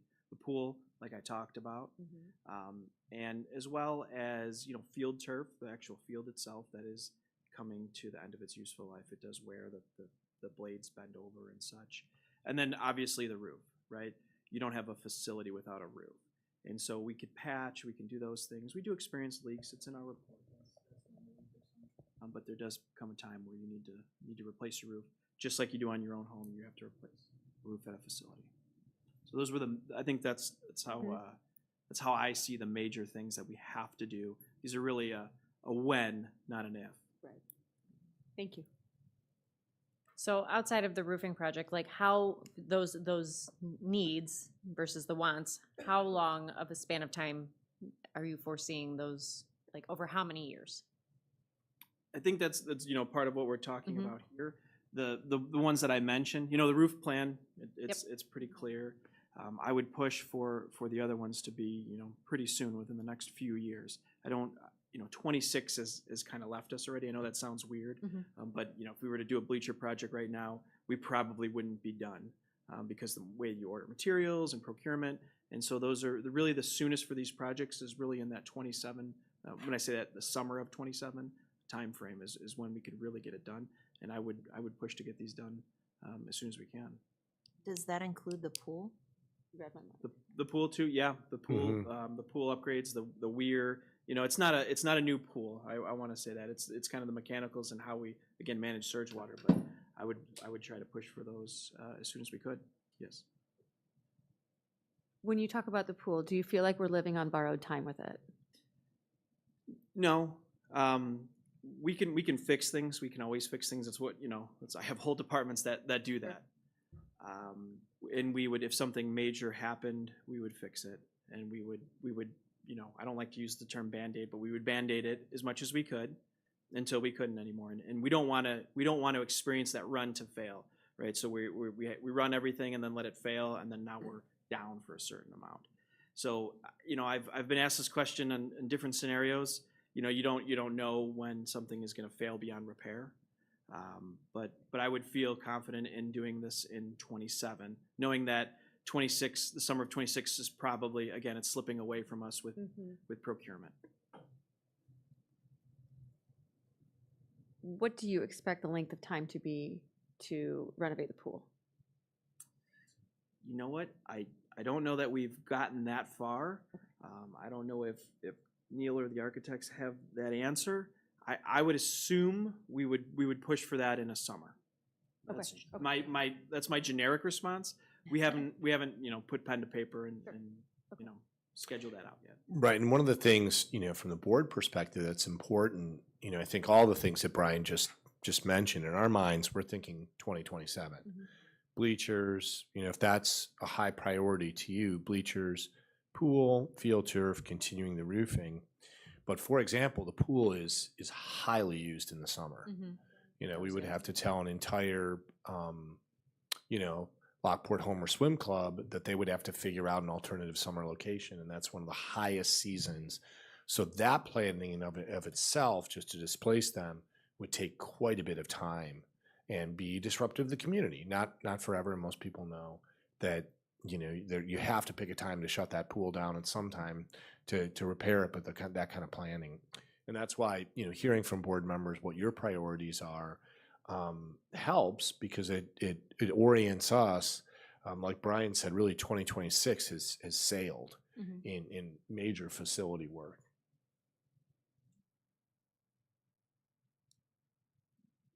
I'll just ask, I mean, I kind of actually already know the answer, but I'll just clarify. And the thought is that we would not go out for a referendum. We would use fund balances and bonds as well. Bonds, general obligation bonds. I would strategically, I think the data is conclusive that chances of passing 26 referendums over 50 years, only 2 times did a referendum pass, and it passed when the emergency was absolutely clear. One time when the district was going to fall almost into state receivership with its finances, and without a new injection of cash, was going to literally have a cataclysmic cut of programs. And then the second time when the district was operating split schedules that no one enjoyed.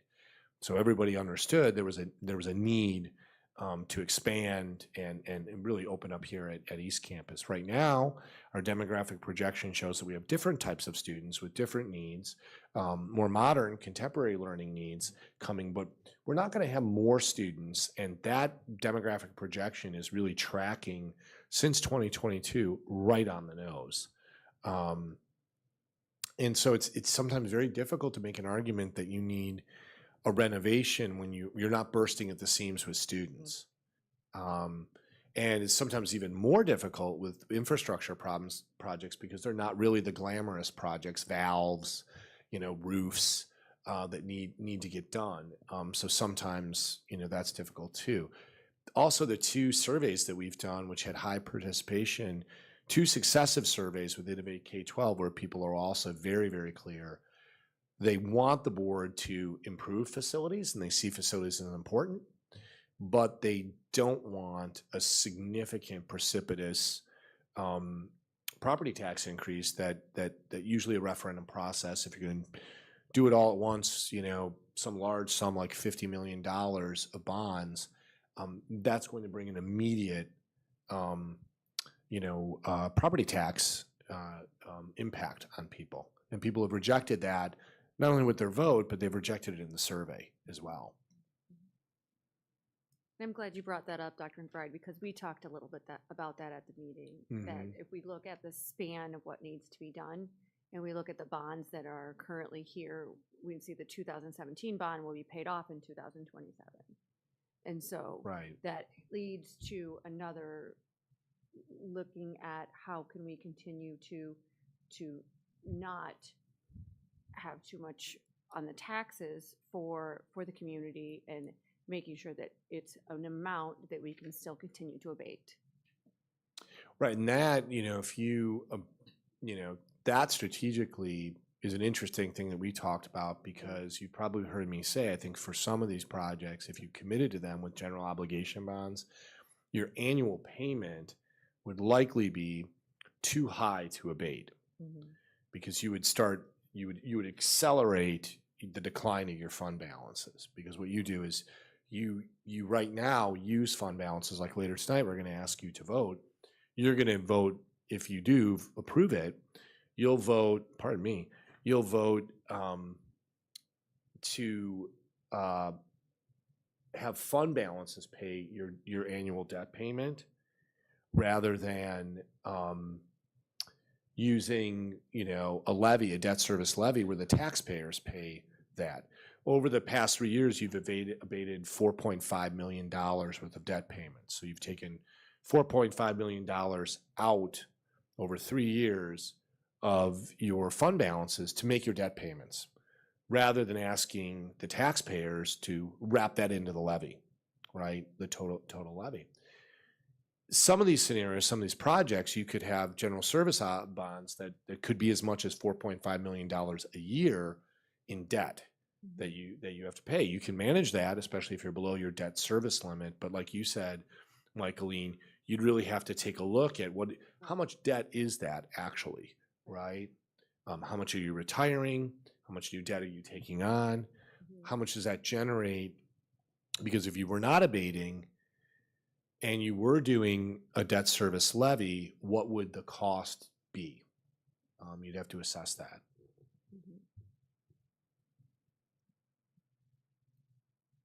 So you're looking for direction from the board on how to proceed? We are. I think, when you look at all of those things, for example, I know we have on the agenda tomorrow for our executive council, the hanging out there commitments that the board made in 2024 to Central. And, the runtime of these things, like Brian said, 2026 planning is really sailed. And so what we're trying to understand is kind of getting to your mind. If I'm just listening to language, I think the board is very content with infrastructure. Feels infrastructure needs to be done. If Brian and I are sitting down working with Stephanie, we're probably going to sharpen our pencils and say, hey, if we commit to all these infrastructure projects, here's what it's going to look like in 2027. Of course, we're not doing all the roofing at the same time, but this is what 2027 would look like and the run out. The three other things that we could use a little bit of feedback on are the remaining projects at Central that we have not committed to, CCC and Lockport Academy, or we've committed to but we haven't put in action, rather. Science classrooms, which are very outdated. Secure vestibule, which we do not have at Central. And then new fitness center. We have a very cramped fitness center, and if we use part of our PE complex for the CCC, bless you, Eric, then we're going to need more space for PE. Then the two projects, athletic renovation, the athletic complex, and then also the student street. Where do those exist, in terms of your priorities is where we could use some feedback. Those three renovation capital improvement projects. So all of the projects over at Central, those have all been, I know we talked about this at the meeting, but just for the whole board to hear, because I know we weren't all of those projects are already planned out at Central if we decide that that's something that we want to move forward on. Correct? Yeah, there would probably, Eric, do you want to speak to that? We did some initial planning. Yeah, we did some initial planning for the CCC and the Academy, definitely. That has been organized and we came up with some conceptual plans for that space. The science rooms we haven't done a lot to yet to see exactly how that could be improved. That's something that we could do pretty quickly. But definitely the CCC and the Academy we have looked at. Okay, and we also talked about this at the meeting, but just for the sake of the whole board, we have talked with the people in those spaces, what is needed, how those upgrades are going to improve education for our students. Right. Eric and his team has done extensive focus groups with the users. What do they need? Why would they need to expand? Why do they need more space? What would you do in that space? How would you actually use that space? And we have I know that the CCC is particularly going to be relocated to where the pool area is based off of what these projections the are? current indoor pool. That's there's a whole area of real estate underneath the main gym that really, for the most part right now, is completely unused. Really about 50% of the west side of the building, maybe even more square footage wise, is unused, and maximizing out that side of the building. So there's not a space issue as far as like we need more space or we're constructing more space over at Central. The space is there. It's just not utilized in a way that is beneficial for our students. Right. It is literally empty and just not usable. Is that space that's kind of planned out for like CCC in the pool? I've been there, but refresh my memory. Is there any windows there? There is along Madison Street, because technically the pool is really on the first floor. It's like part of the garden apartment complex that you see at Central. So you actually could open up all along Madison. I think it's Avenue there, perhaps Madison Street, Madison Avenue. You could open all of that up. Right now there's glass block window there, so it's not as bright. Right, because when we say like under the gym, of course, immediately my mind goes to subterranean, right? Yeah, But it's not. It's very interesting. Okay, so there is on Madison Street. Okay, thank you. How many students are impacted by the CCC? Dr. Hunty, you want to? We anticipate about 39 students next year, and over the next 4 years, we continue to project that for those numbers between 37 and 48 students over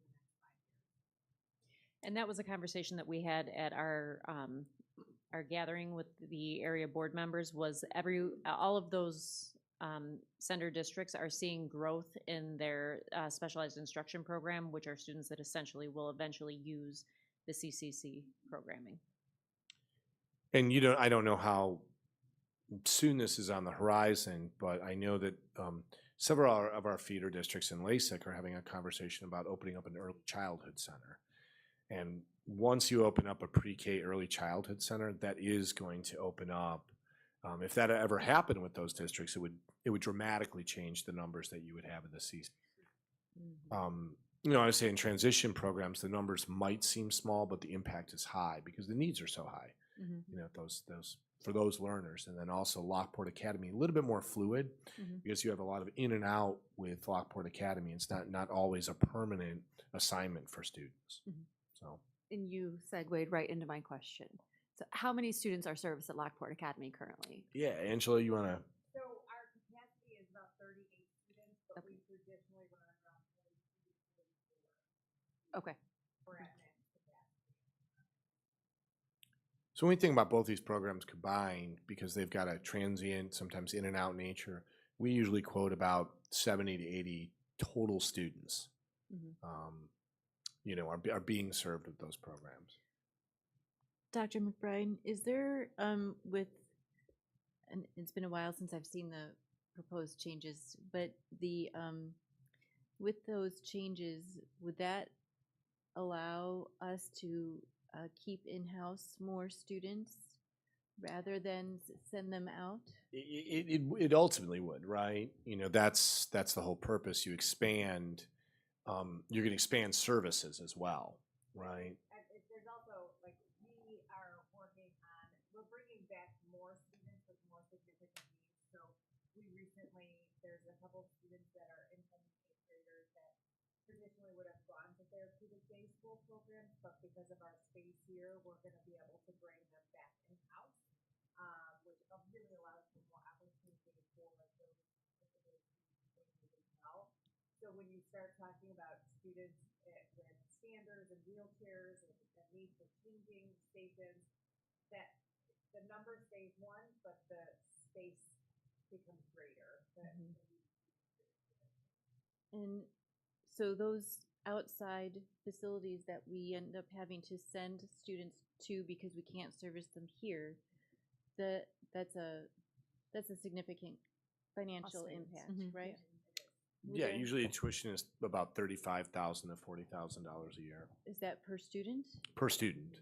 So that would allow us to have some cost savings in respects and possibly in turn, maybe. Right. So we would be able to use funds differently, possibly? Okay. And then just, the principle of one thing is with transition programs, I always, I encourage board members to think, especially with the CCC, these students will generally live in your community. They will stay in your community. So you want those students to acquire as much independence, skill, ability as possible. That's just sort of how students in transition programs generally, they live in the community they were raised. I have one more question. Yeah. So, talking about the garden level and the lower level, and is this all going to be ADA compliant? Well, yeah, building. Rich and Eric, you could. Yeah, we're gonna actually fill up the pool so the levels will be adjusted. We'll have some ramps in there, but definitely will be all ADA and handicap accessible. Okay. Yeah, by very nature, that area would have to be ADA compliant, just by the students it would serve, right? The biggest appeal for me is that entrance on grade level. To be able to have a secure vestibule for that program to come right into, and then we talked about an elevator too. Right, because I know in the past that's been a talking point in the community that really Central is not. I mean, yes, there is Right. an elevator, but it's really not accessible. Right, and if the board, an investment in full building, ADA compliance would be a significant investment. Unfortunately, that doesn't fall under life safety. So you have to use general obligation bonds. Before we depart, we probably would want to get some feedback on the athletic complex and the student street. I know you've seen, excuse me, there's a pretty extensive slide deck that, and I don't mean to go through the slide deck, but just want to get some feedback, where that stands. Because on these three projects, Central, Athletic Complex, Student Street, just understanding your minds a little bit, and students too, for sure, where you're at, which direction should we be going in terms of bringing you back a facilities plan?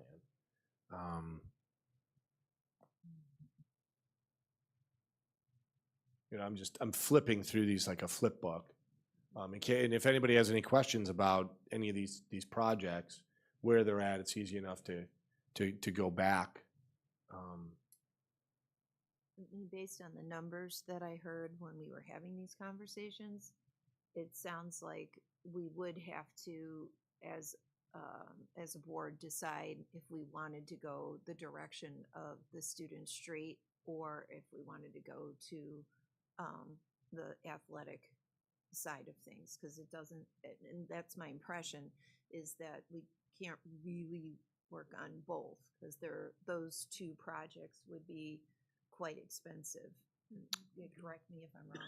Yeah, it would bring us well above our debt service limit. And if you go above your debt service limit, that would require a referendum that kind of brings us back to that central problem. And I always feel like, I just feel like with, as far as the athletics, with the bleachers and the turf, I feel like I just put more priority on student safety. And being the student street, it's, for me, it's on the low side. It's like on the bottom. For me right now at this point. I don't think. I mean, I know it is. It is something that we can do. Later on. Okay, in a maybe 5 or 6 year plan, but let's do the turf or the bleachers first. I feel like those are probably more priority to me first. I don't know how all the other board members feel, but I don't disagree with you about the bleachers and the Bless you. field Yeah. turf. Bless you. Bless When I say the athletic complex aspect of this, that's different in Yeah. my mind. Mm-hmm. I understand that the bleachers and the field turf for life safety issues have to be addressed. I'm talking more about the Porter Stadium with the locker rooms and The gym, the yeah, additional those- gym. Mm-hmm. That's where I think the comparisons come to me, and that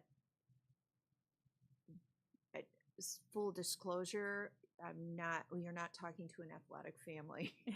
We have a child involved in athletics. Both of them were dabbling in athletics and did some fun, great things. We are more on the theater side of the world. So when I think about all students, I do think about that student street, so that it's accessible for all.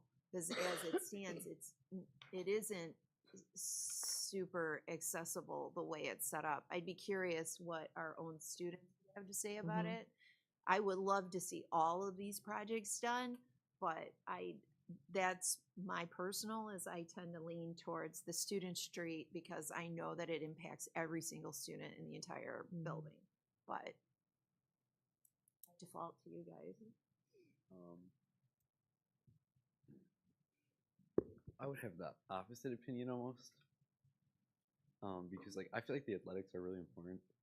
I feel like the athletics are the focal point of the school, and having bathrooms for people when they come to the games and all that, and then redoing the turf, and then building the additional athletic facilities for other sports like dance or the spaces that they do need because they don't have all the spaces. And the student street, I think, is a good idea. I understand the concept of it and everything, but I feel like it's just not as important as the athletics part, because right now the students could go to guidance and they can talk to their counselors, and I think it's almost that would make it more accessible, open to them, but it's on the student too to advocate for themselves, like the glass and everything makes it nice, but at the same time you have to think like the student, if they really wanted to go there, they would make time to go there. That's what I think, in my opinion. So, just in talking about the athletics, talking with peers and whatnot, we have to also remember that the additions onto the athletic building are also being used by the PE classes, which is all the students here.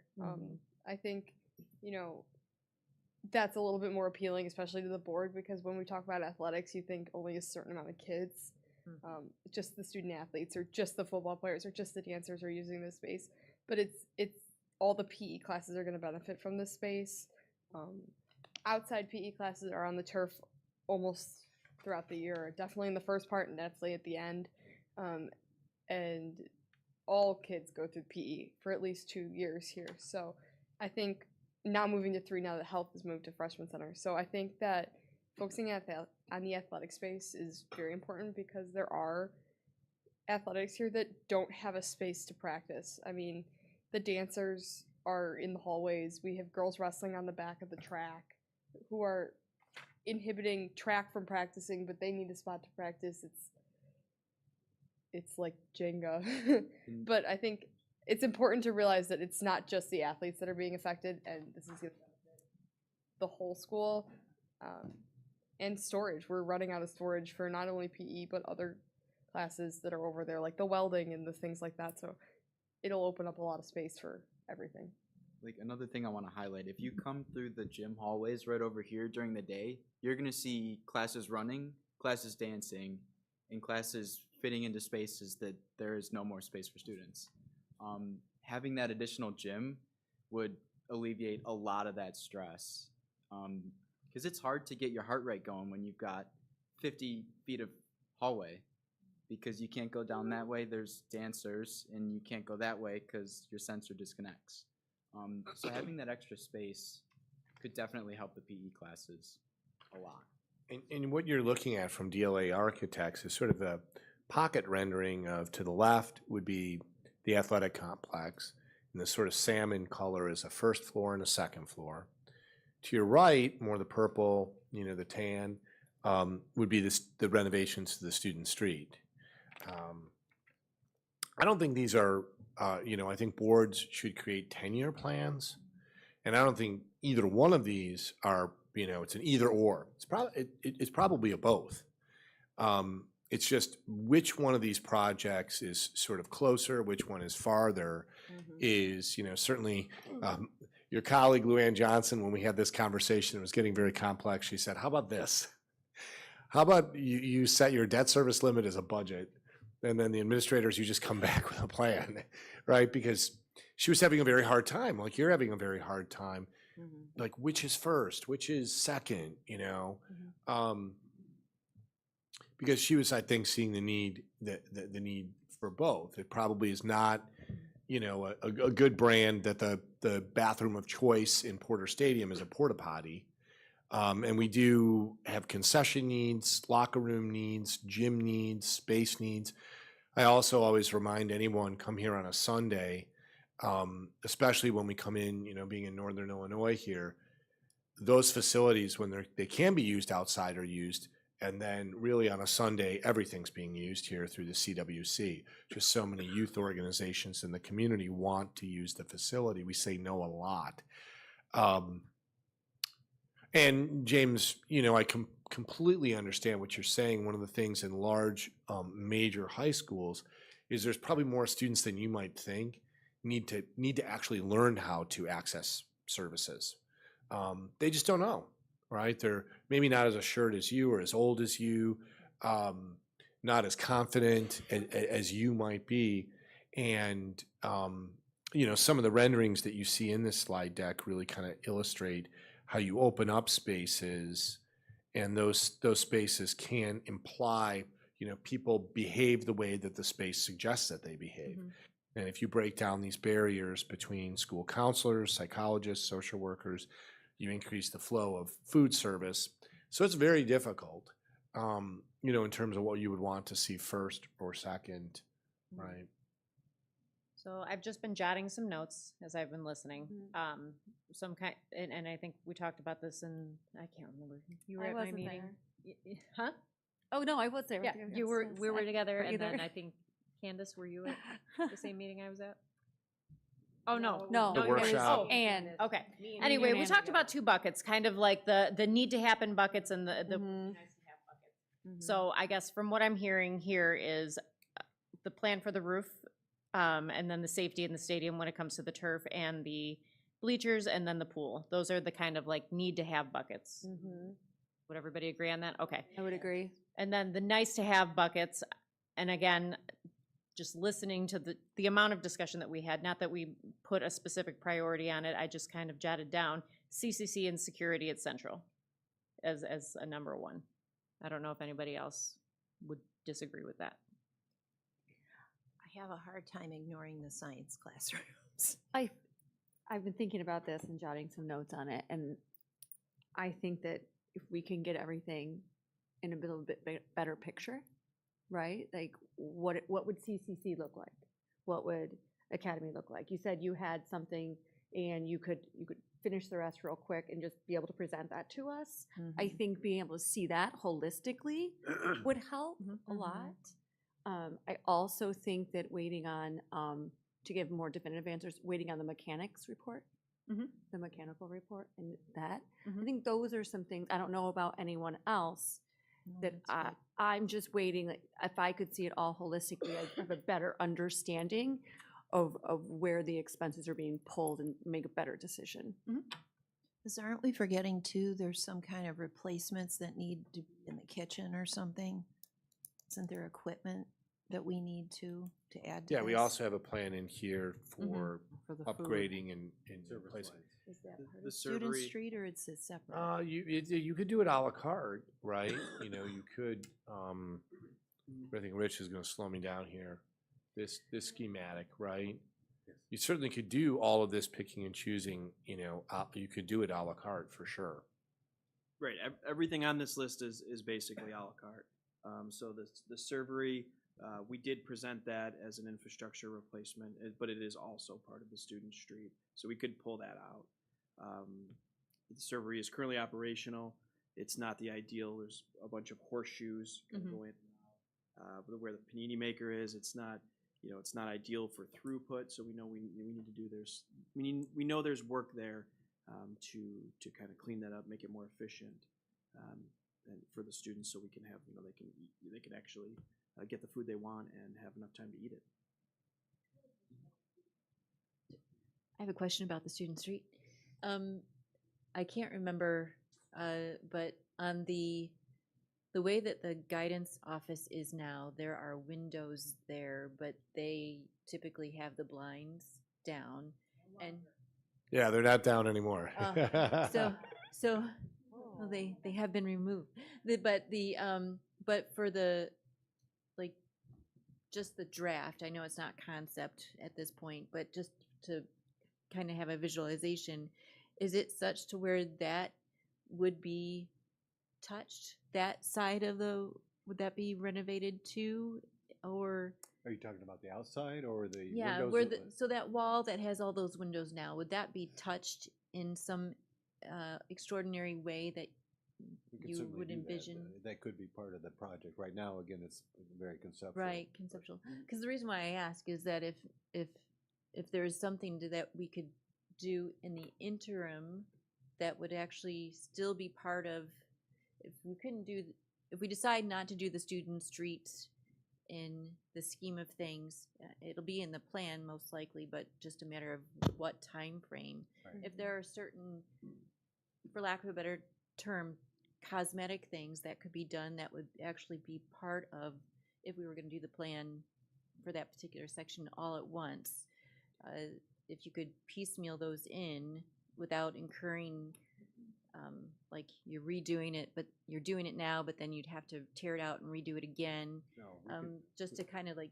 freshen up the space and maybe have it like in a progression of, you know, if not all at one time, maybe that could be some of the a la carte things that you could We put could in. certainly. Is it more like piece by piece? Yes, I we agree. could phase it depending on your priorities, we could phase it. If the guidance area, the student over here on the right, if that's a high priority, we could remodel that space to a certain point that would not be impacted if we continue the student street and widen the cafeteria and expand that.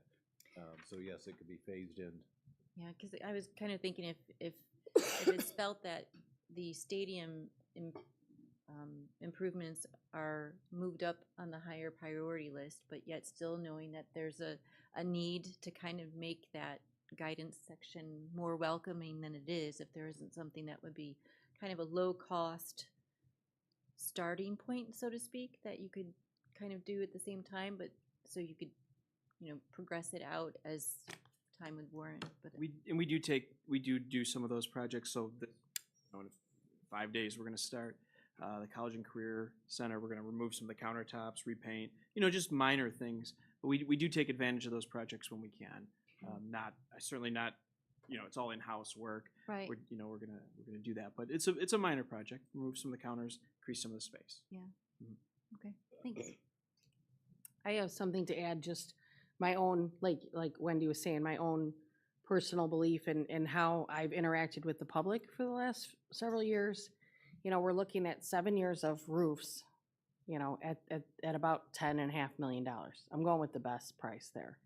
And then if you do bleachers and it says stadium lighting, that's not separated, that's together, plus the turf, that's 6.2. So I mean, you're looking, that's $16 million just in things that ideally we would need for safety, and we want our roofs to not have a problem, because let's be honest, we have had some stuff happen as things have been deferred. So I think that just coming from the public side, from which I was not very far long ago on that side, when you're talking about something like Student Street, it sounds lovely, and it sounds like a good thing, and yes, it would impact students somewhat. We have to think about the cost of that. I understand reimagining the food lines, and if we need food equipment needs to be upgraded and whatnot, I understand that. And I don't personally think 20 minutes is a lot to eat. In my world, we get about 15 minutes before our phone starts ringing or somebody's dropping something off. So it's not a lot of time to eat your food. So, being the most efficient to get kids their food, I think, is very important. But to understand, as much as we would like to do everything, we want to make it wonderful and, look amazing and be the perfect situation for everyone, it can't always be. And when we're, let's be honest, it's everyone's money. It's not the district's money, it's the taxpayers' money. And we have to keep that in check when we're making plans for stuff. So I just wanted to share that. Is there anybody who disagrees with Dr. Shaw's list? That was a helpful list. Because what I would recommend to the board Sorry. is just a little bit of a recommendation that I would make is we have some expert people, just the opportunity. We've really gone very, very far in the discussion phase, the consideration phase. I also do want to mention that this is a year's worth of the council. These recommendations didn't come from just any place. These were the things that people on that facilities master planning council noted were needed here at East. So I do think that that's important to recognize that. I would appreciate the opportunity to bring you a plan. Because with all due respect, I think without that opportunity, if we're not here now, if I can't get the green light for a plan, what I usually see in districts is the discussion goes on, and then it goes on, and it goes on. And one of the things with facilities is time. It marches up on you. It's runway in facilities is so far, right? Like Brian said, we don't have 2026. We have 2027, and I really support what Tammy said. Lack of modernizing will always catch up to a district. It becomes some other superintendent, some other board or some other superintendent's problem. My former district, when I was in that district, it needed quite a bit of modernizing. It probably had an opportunity to spend about $100 million 15 years ago. it just did a referendum for $500 million. Because just the needs are so great. So I would really appreciate the opportunity for us to work with these guys, work with Brian, really sit down and based on that list that we heard from Dr. Shaw, come back with something you can really sink your teeth into that has timeline, has financing, has kind of how would you walk this thing out, knowing that we don't have the financial resources to do it all at once, and we certainly don't have the time. Right, we even if we wanted to do it all at once, is the board okay with that? Absolutely. Very helpful. Okay, great. And if I may, real quick. Yeah, To get ahead of course. of this. So say if we do with Brian, we put together a 10-year plan and we put together pricing. I want to put a caveat of the capital projects right now that Bergen put together. It's inflation is included to about 2028 right now. So as we extend this out, you might see some prices change from what you have in front of you now. Just to Always get ahead of that right away. Yes, Neil's always reminding us of the cost. All right, great. Thank you for that conversation. Thanks for the hard work you've put into this. And on we go. That's my superintendent report. Thank you for your time. Yeah, Betty, appreciate it. Okay, there's no curriculum report this evening. Principal's report.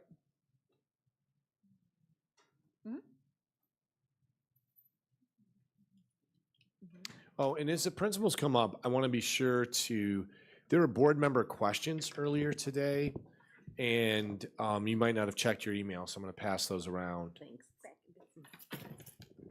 Hi, everybody. Good evening. Just wanted to wish everyone happy holidays. And as you saw on social media, we were having some holiday fun with our staff and our kids. Both JJ and I and several other staff members may or may not have been elf on the shelf, passing out some treats and candy canes. But we have really enjoyed celebrating our kids, watching them perform, not only the madrigals, but the choir, the band concert. Our kids are really doing great things. And so right now we are gearing up for exams. I know all of our student board members are probably thinking about that quite a bit as we have exams this Wednesday, Thursday, and Friday. And then we also are planning for our Teacher Institute Day on January 5th. So we don't want to wish away break, but we want to make sure to really think about our direction. And as we kick off second semester, as instructional leaders, we're me doing a lot of coaching. And on our Institute Day, we're really going to be talking a lot about disciplinary literacy, which is something that, you saw in our student achievement report. It's something that we need to make sure to bring attention to and to focus on. So that's what our Institute Day on January 5th is going to focus on. All right, thank you. Good evening, everyone.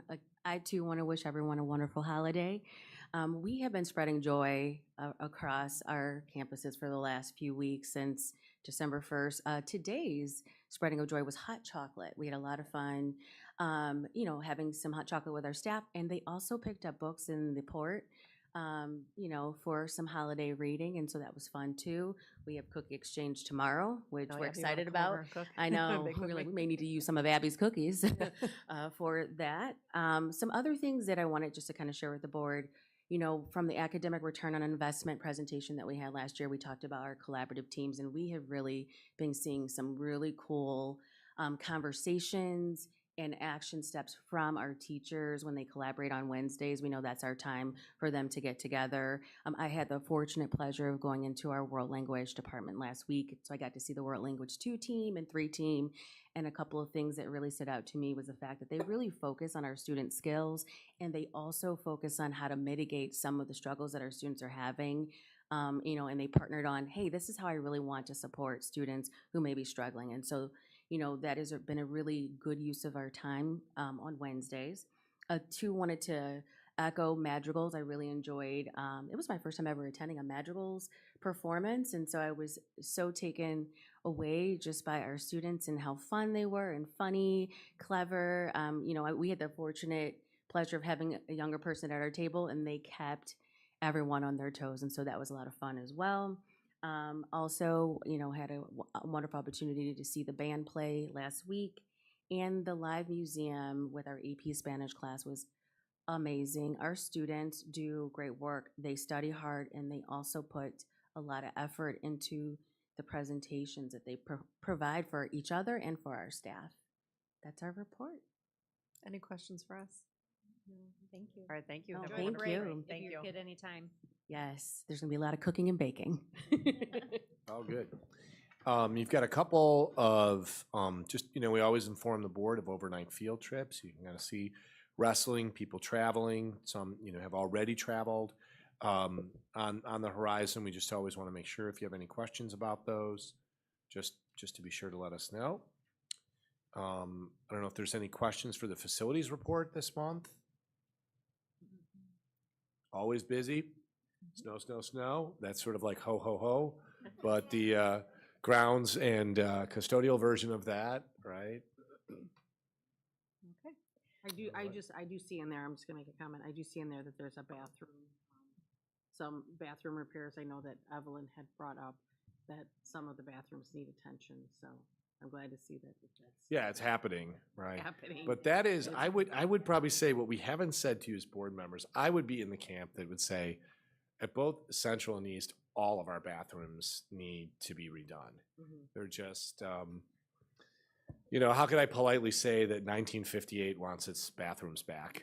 Right. It's just, as human beings, safe, comfortable, pleasant spaces, they matter, right? For sure. So, thanks for noticing that, Tammy. Yep. Right. Okay, so now we're on to our consent agenda. Do I have a motion to approve the consent agenda items 2 through 9 as written? I'll make that motion. All right, motion by Ms. Lopez Caneva. Do you have a second? Second. Second by Ms. Garrettson.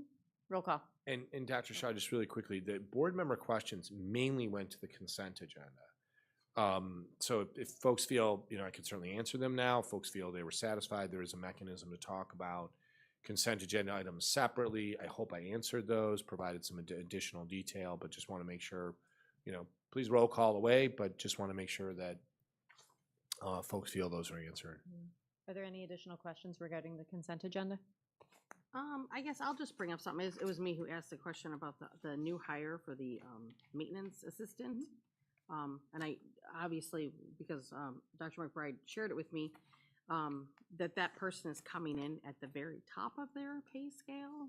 What happens when you come in at the top of your pay scale? Do you jump up a tier? How do you handle that in a year, in 2 years, 3 years? What do Yeah, we do? there's going to be customary raises there. This is somebody who's coming in. We try to hire the best. This is somebody coming in with quite a bit of experience, coming in lower than the other person that would have been working in that position by $3,000. Right, but how long would he have been working for the district, the person who retired? Oh gosh, I don't know. But Bill Howard worked for the district a very, very long time. Yeah, so. But what I would always say, Tammy, is you have to go with you have to go with the going rate now. I understand. Right? That what would that position, if we looked around at other districts, what would the going rate, actually be? I would argue that really almost any of our candidates for that position, that would have been, the salary rate. Also, just one thing to let the board know, now here in Illinois, we have to set a salary range, right? And so we can't defer from that salary range. And what we do is Union's office, our office, when we look at tier books, we look at experience. The only way in education is to hire, for some of these leadership positions, and especially when we're getting into so much work like what we just talked about, I think experience matters. And I would recommend you get the best. And there is a cost associated. This isn't the top of the pay raise. I think I put the job posting in there so you could see the salary range. In the email, you had the job posting. But the person that we're going to ask you to approve, we believe, has experience commensurate with that, that pay level. Dr. McBride, I just want to clarify too, the way we have to post that in Illinois, that range is the starting pay range. It's not the Cap. lifetime. Right. That's what is the starting salary range That you would come in at. for the position. So and what that means is this is the range we're saying we would pay depending on their experience. So if someone came in with no experience, we would expect to recommend hiring them at the lower of that range. Someone with significant experience applicable, we would be recommending towards the higher end of that. But that's not necessarily like, it's not like a teacher salary schedule where like that's the top and bottom of the schedule. Does that make sense? No, I understood that. My question is, when you come in at the top of your, optional salary, then what happens? Right. I mean, the only other, I'm not sure if I understand that what happened. So like it said it was means- a tier 1 position. So does the next bump go up to like a tier 2? Is No, there a no, different- really, I understand your question now. So Okay. tier 1 is just, in our administrative positions, it's more of a reference of a director level position. Gotcha. Okay. So thanks, I understand you now. So, what type of salary, what type of benefits, how many vacation days come with that Okay. position? So the that the salary, tier doesn't change. no, the tier doesn't change. Your salary might change, but your benefits, how much you pay, your IMRF, none of that changes. Tier 1 is just a description of their level. Okay. I'm I with you wasn't now. sure if it was then jumping Yeah, levels no, or how I'm that with you worked. now. All right. Thank you very much. Yeah, you Appreciate it. bet. Thank you for asking. Okay.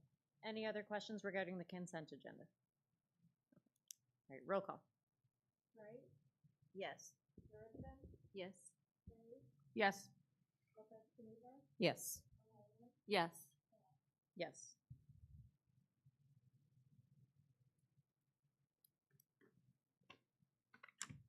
All right. Do I have a motion to? Yeah. Oh, Well, why don't we have Stephanie come on up, just if there's any questions at this point. And I just have some, these are in your agenda, but just in case you want to peek at these. But Dr. Shaw, I interrupted you. do I have a motion to approve the resolution levying taxes for the tax year 2025? So moved. Second. All right, motion by Ann Lopez Caneva, second by Candace Garrettson. All right, questions? And just one thing I would point to is this is an extraordinary, write-up for the public. I would probably even argue, I can't think of a school board agenda that would include as much as Roy has put in here in terms of what goes into creating a levy, levying taxes. And really when I read this document, I think what Mrs. Croy has done, and that I think is very important in taxation to acknowledge is the current strategy of the board to limit the call on property tax owners. One, some of you are looking at the rate. The rate is something that's within our control. That's the rate that's applied to the value of the home. It continues to decline. And it continues to decline because of the spending habits we have, the budget that we set, the controls we put on expenditures. So that's the one piece, that's a big lever, that tax rate, but it's something we directly control, and we've been declining now almost for a period of 15 years. The second thing that I would mention is just the property tax, the debt service abatement you're about to do. We blunted the growth, at least on our side, of taxes by abating and using fund balance as a strategy we started 3 years ago to pay for debt service as well. Taxpayers aren't going to see that as a cut. They don't see it. You already cut it in advance before they got their bill. So they don't see something that dropped. They just don't see as much. That tax proposition hasn't been visited on them. Another thing is the work that we do to contain our biggest absolute cost, which is hiring. And, the growth of hiring, we had a gentleman, Tim Sedeby, who was in private industry, keeping your hiring costs these days below 3%. Really, really very, very difficult, but we've managed to manage that so that isn't creeping and growing, and we have a really good partnership with our union so that we're concluding collective bargaining agreements that are fair, honor people's work, but at the same time, are responsible with our finances, ultimately. So I think, this is a really very fine document that gets into the things that we can directly control within what we do with budgeting, tax rate. I'll always say to people in the public and the board, we do not control valuation of homes. Actually, Dr. McBride, that's one of the things that's in the handout is Right. The 2025 equalization factors is the third piece of paper in the packet of information.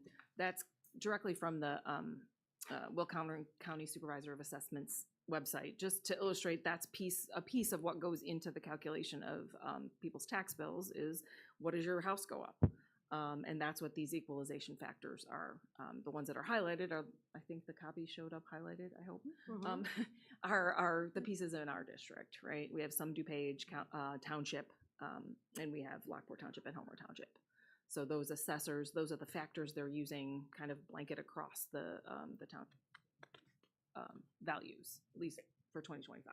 And, you know, if you look at the difference between the consumer price, we're limited by the consumer price index in terms of our increases under the property tax extension limitation law. If you look at that percent and then you look at the percent increase, you begin to understand that's about a 5% differential on, you know, $3 billion worth of property to close that increase in value would require significant changes in budgeting and spending. It's always ahead of us. And those are decisions we don't make. And what's interesting about that document is very bipartisan. You're looking for bipartisan decision making. Those assessors some are Democrats, some are Republicans. What's really interesting is they're all increasing property values generally at the same rate. And we've been in a period now for quite some time where the increase in value has been 7 to 10%. So it far outstrips anything that we can do to increase tax rates. I mean, tax in the percent in our levy. So the documents you have, I mean, sometimes it's just easier to see in paper, right, than the document. So you have the memos I've written, one about the tax levy, and then one of the three for the abatement.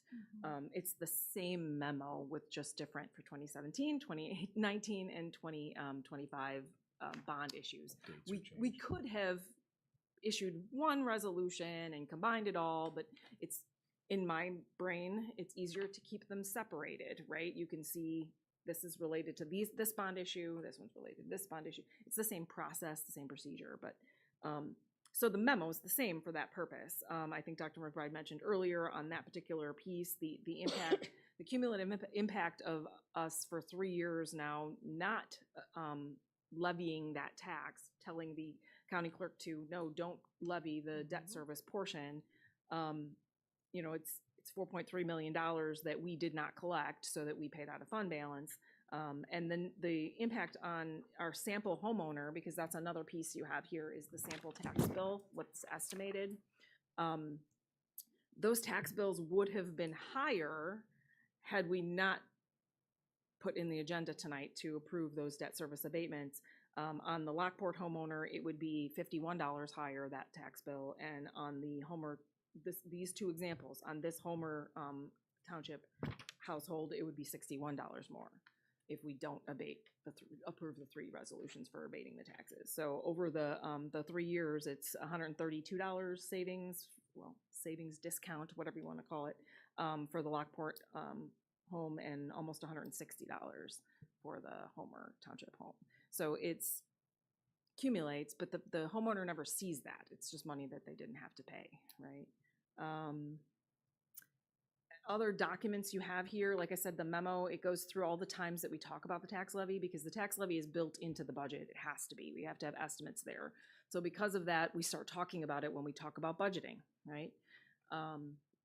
And so it talks about all the times that we talk about that in public. And then I walk through the steps, right? How we figure out what kind of levy do we need? What do we even need to ask for? And the pieces that go into it: the assessed value, CPI, which computes our limiting rate, and then the expenditures in the budget that tell us, okay, what funds do we need that in? And then you also have a listing of all the documents attached, right? One of which Dr. McBride referred to as the history, right? So there's a big chart of numbers, but what's nicer to look at is actually the chart that kind of shows what our tax rate has done over the years. This one. And then what you see on the last page of this document is the form that is required by the Illinois State Board of Education for me to submit the tax levy on.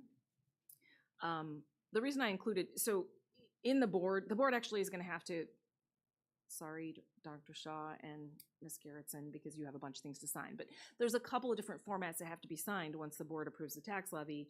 One is the resolution approving the tax levy, and then there's some certifications that the county clerk requires, but then there's also this Illinois State Board of Education form that's required.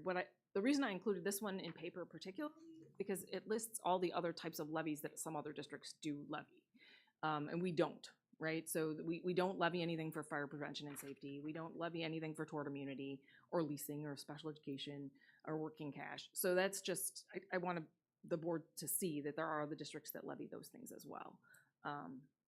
So they're not part of the, some of them aren't part of the limit, they're separate levies. So it's just clearer to see that these are all possible options, things that could be levied by districts. Are there any questions on any of these documents, or is there something that maybe wasn't clear, or about what's being approved tonight? So Dr. McBride just said that the counties are going at like 7 to 10% on the assessed evaluation. So is that yearly? Are we going about 7 to 10 per year? That's annually. Yeah. Oh, annually. Okay. Yeah. So it's been, and I don't want to say it's right now between 7 and 10. Historically, in the past, about high as 10%, 8%. This year, everybody's really coming in at about 7% increase in blanket increase in property value. Right, and so then our multiplier goes at that. So we're getting another 7%. Ideally, that all homeowners are going up 7%. And then our multiplier goes against that, so we're getting in the that value of additional. in the value of their home, right? So if you have a, $100,000, this is your assessed value. It goes up by 7%. Then you apply our tax rate. Well, your taxes are going up. Right, and the district is getting more money. No. No. We are limited to 2.9%. 2.9. Right. Okay. That's CPI. The only reason that our recommended levy is 4.14 is because of the new property.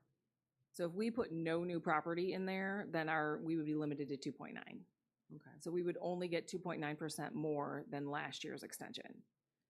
And so we can get 4.14% more if we also include new property. And then that doesn't affect homeowners that already are It drives the rate down by including that. So that means we ask for less from the existing homeowners. Existing homeowners pay less. Because New it drives the homeowners rate down. coming The in. bigger the EAV, the more, so we adding the new property, it drives that rate down. So, yeah, because we can't get any more money than what CPI says. Right. And if you look at CPI 2.91% versus the increase 7% on a home, all the homes, all the properties, blanket, it's just it's now applied. When you apply it to big numbers, it's a ginormous, it's a huge differential between what we're accessing and the driver of property values. The good news is, if you have an investment, most people consider their homes as an investment. Who doesn't want your investment to increase in value, right? If you have a 401k or a 403b and you're less than 59 and a half years old and you open up your statement and it goes up by 10%, you're very happy even though you can't access it without a penalty, right? Most of us don't access our home unless you get a home equity loan, right? That's helpful if there's an increase in value. You can access that equity. But ultimately, that increase in value, will be a benefit to you someday. It'll be compounded over time, right? But it just, like you said, Tammy, when you apply even our low rate to your increased property value, it drives things up for public bodies. So a simple thing is, I really believe that we're doing everything that we can in our power to limit, to contain, costs, across the board in different strategic ways so that those costs are manageable as possible. Any other board members have questions about what you're being asked to approve? No, I think you've done a very thorough job of working very hard to explain a very complicated issue for folks who don't live in it every day like you do, and so I appreciate the time and effort that you put forth. And many of the things we do, just one last part, I know the hour is late, is some of the things that we do are just not as on the radar screen, like approval number 5. By entering into an energy co-op so that we get a better deal on energy, all of those efforts to save, they do add up, you know, ultimately in terms of our expenditures. And if we're working on our expenditures and we're not growing our expenditures at an incredibly rapid rate, then we're ultimately able to do these things that we're describing to you, like a low tax rate, like a debt service abatement, and maintain fund balances that are going to put you in a good credit position if you want to do things like facilities improvements.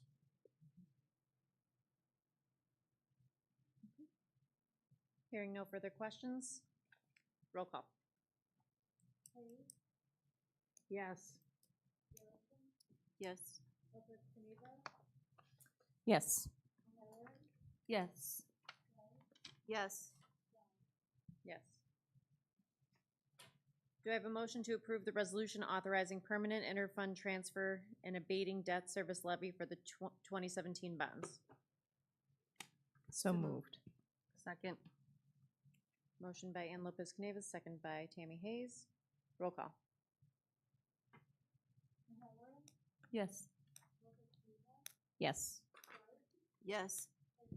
Yes. Yes. Yes.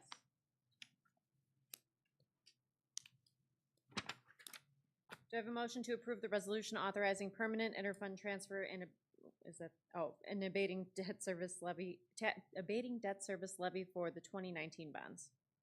A motion. I'll second. Motion by Ms. O'Halloran, second by Ms. Hayes. Roll call. Yes. Yes. Yes. Yes. Yes. Yes. Do I have a motion to approve the resolution authorizing permanent interfund transfer and abating debt service levy for the 2025 bonds? So moved. Second. Motion by Ann Lopez Canavas, second by Tammy Hayes. Roll call. Yes. Yes. Yes. Yes. Yes. Yes. Do I have a motion to approve the IUPC co-op membership? So moved. Second. Motion by Ms. Garrettson, second by Ms. Straight. Any questions? So I noticed in there was that blurb about if you leave it early, there's like a termination fee. Does anyone know, is this something that Yeah, so many there, districts have found a problem with? I've been a member of the IUPC before at other districts. I've not Perfect. left. Okay. But they're buying energy for like a year or a few years, so they want you to commit to that term. Okay. But there is you can leave 6 months prior to, but they're asking you to kind of finish out that term with that. I did see commitment. that. Okay. That's what they're talking about. Okay. So nothing that you've seen, like people have run into problems with it at all? No, and I do need to disclose I was a board member of the IUPC also, not a paid position. I was just a board member there. But I think I was board member for about a year, and I don't recall anybody leaving. Right. I mean, in many ways, it's accepting inherent risk. You're trying to get a price discount on energy by buying it in advance, you know, mainly through futures purchases. And so if the co-op is going out and making those future purchases, if you withdraw without finishing a cycle, then you know they're left holding that energy. So what they're trying to do is just give a runway that you can exit, but in a normal natural cycle. So Thank you. Yep. Any other questions? Roll call. Yes. Yes. Yes. Yes. Yes. Yes. Do I have a motion to approve the waiver of ISB rule for driver's education fee? So moved. I'll second. Motion by Ms. O'Halloran, second by Ms. Hayes. Roll call. Yes. Yes. Yes. Yes. Yes. Yes. All right. Closing items, announcements. Yeah, you just have some fun events that are coming up. The Nutcracker this weekend, that's the foundation. It was cool last year. A lot of talent for a local performance of the Nutcracker. I'm not sure if our own Jeff Crone is going to reappear. He did a great job last year. You are all welcome, 7:30 on January 5th, everybody here. We have a great breakfast and we'll be in the auditorium. It's really nice if board members are there. People like to see you. So that's 7:30 to roughly a little bit after 9 o'clock. You could always just come for the breakfast, you know, depart before the auditorium. The auditorium is sort of a tone setting and direction setting. And then you've got a couple different events coming up, a couple different committees. And then we obviously have our regular board meetings as well. I thought I had those in there, but I somehow don't have those in We there. don't have any board meetings. Yeah, we've got committee meetings, right? But we have to be careful. We have to look up. We'll have to check that January 20th because we always have Martin Luther King Day in there, right? That you've got to work around. It's a Tuesday. That's a Tuesday. the Oh, that is a 20th. Tuesday. Okay, great, good.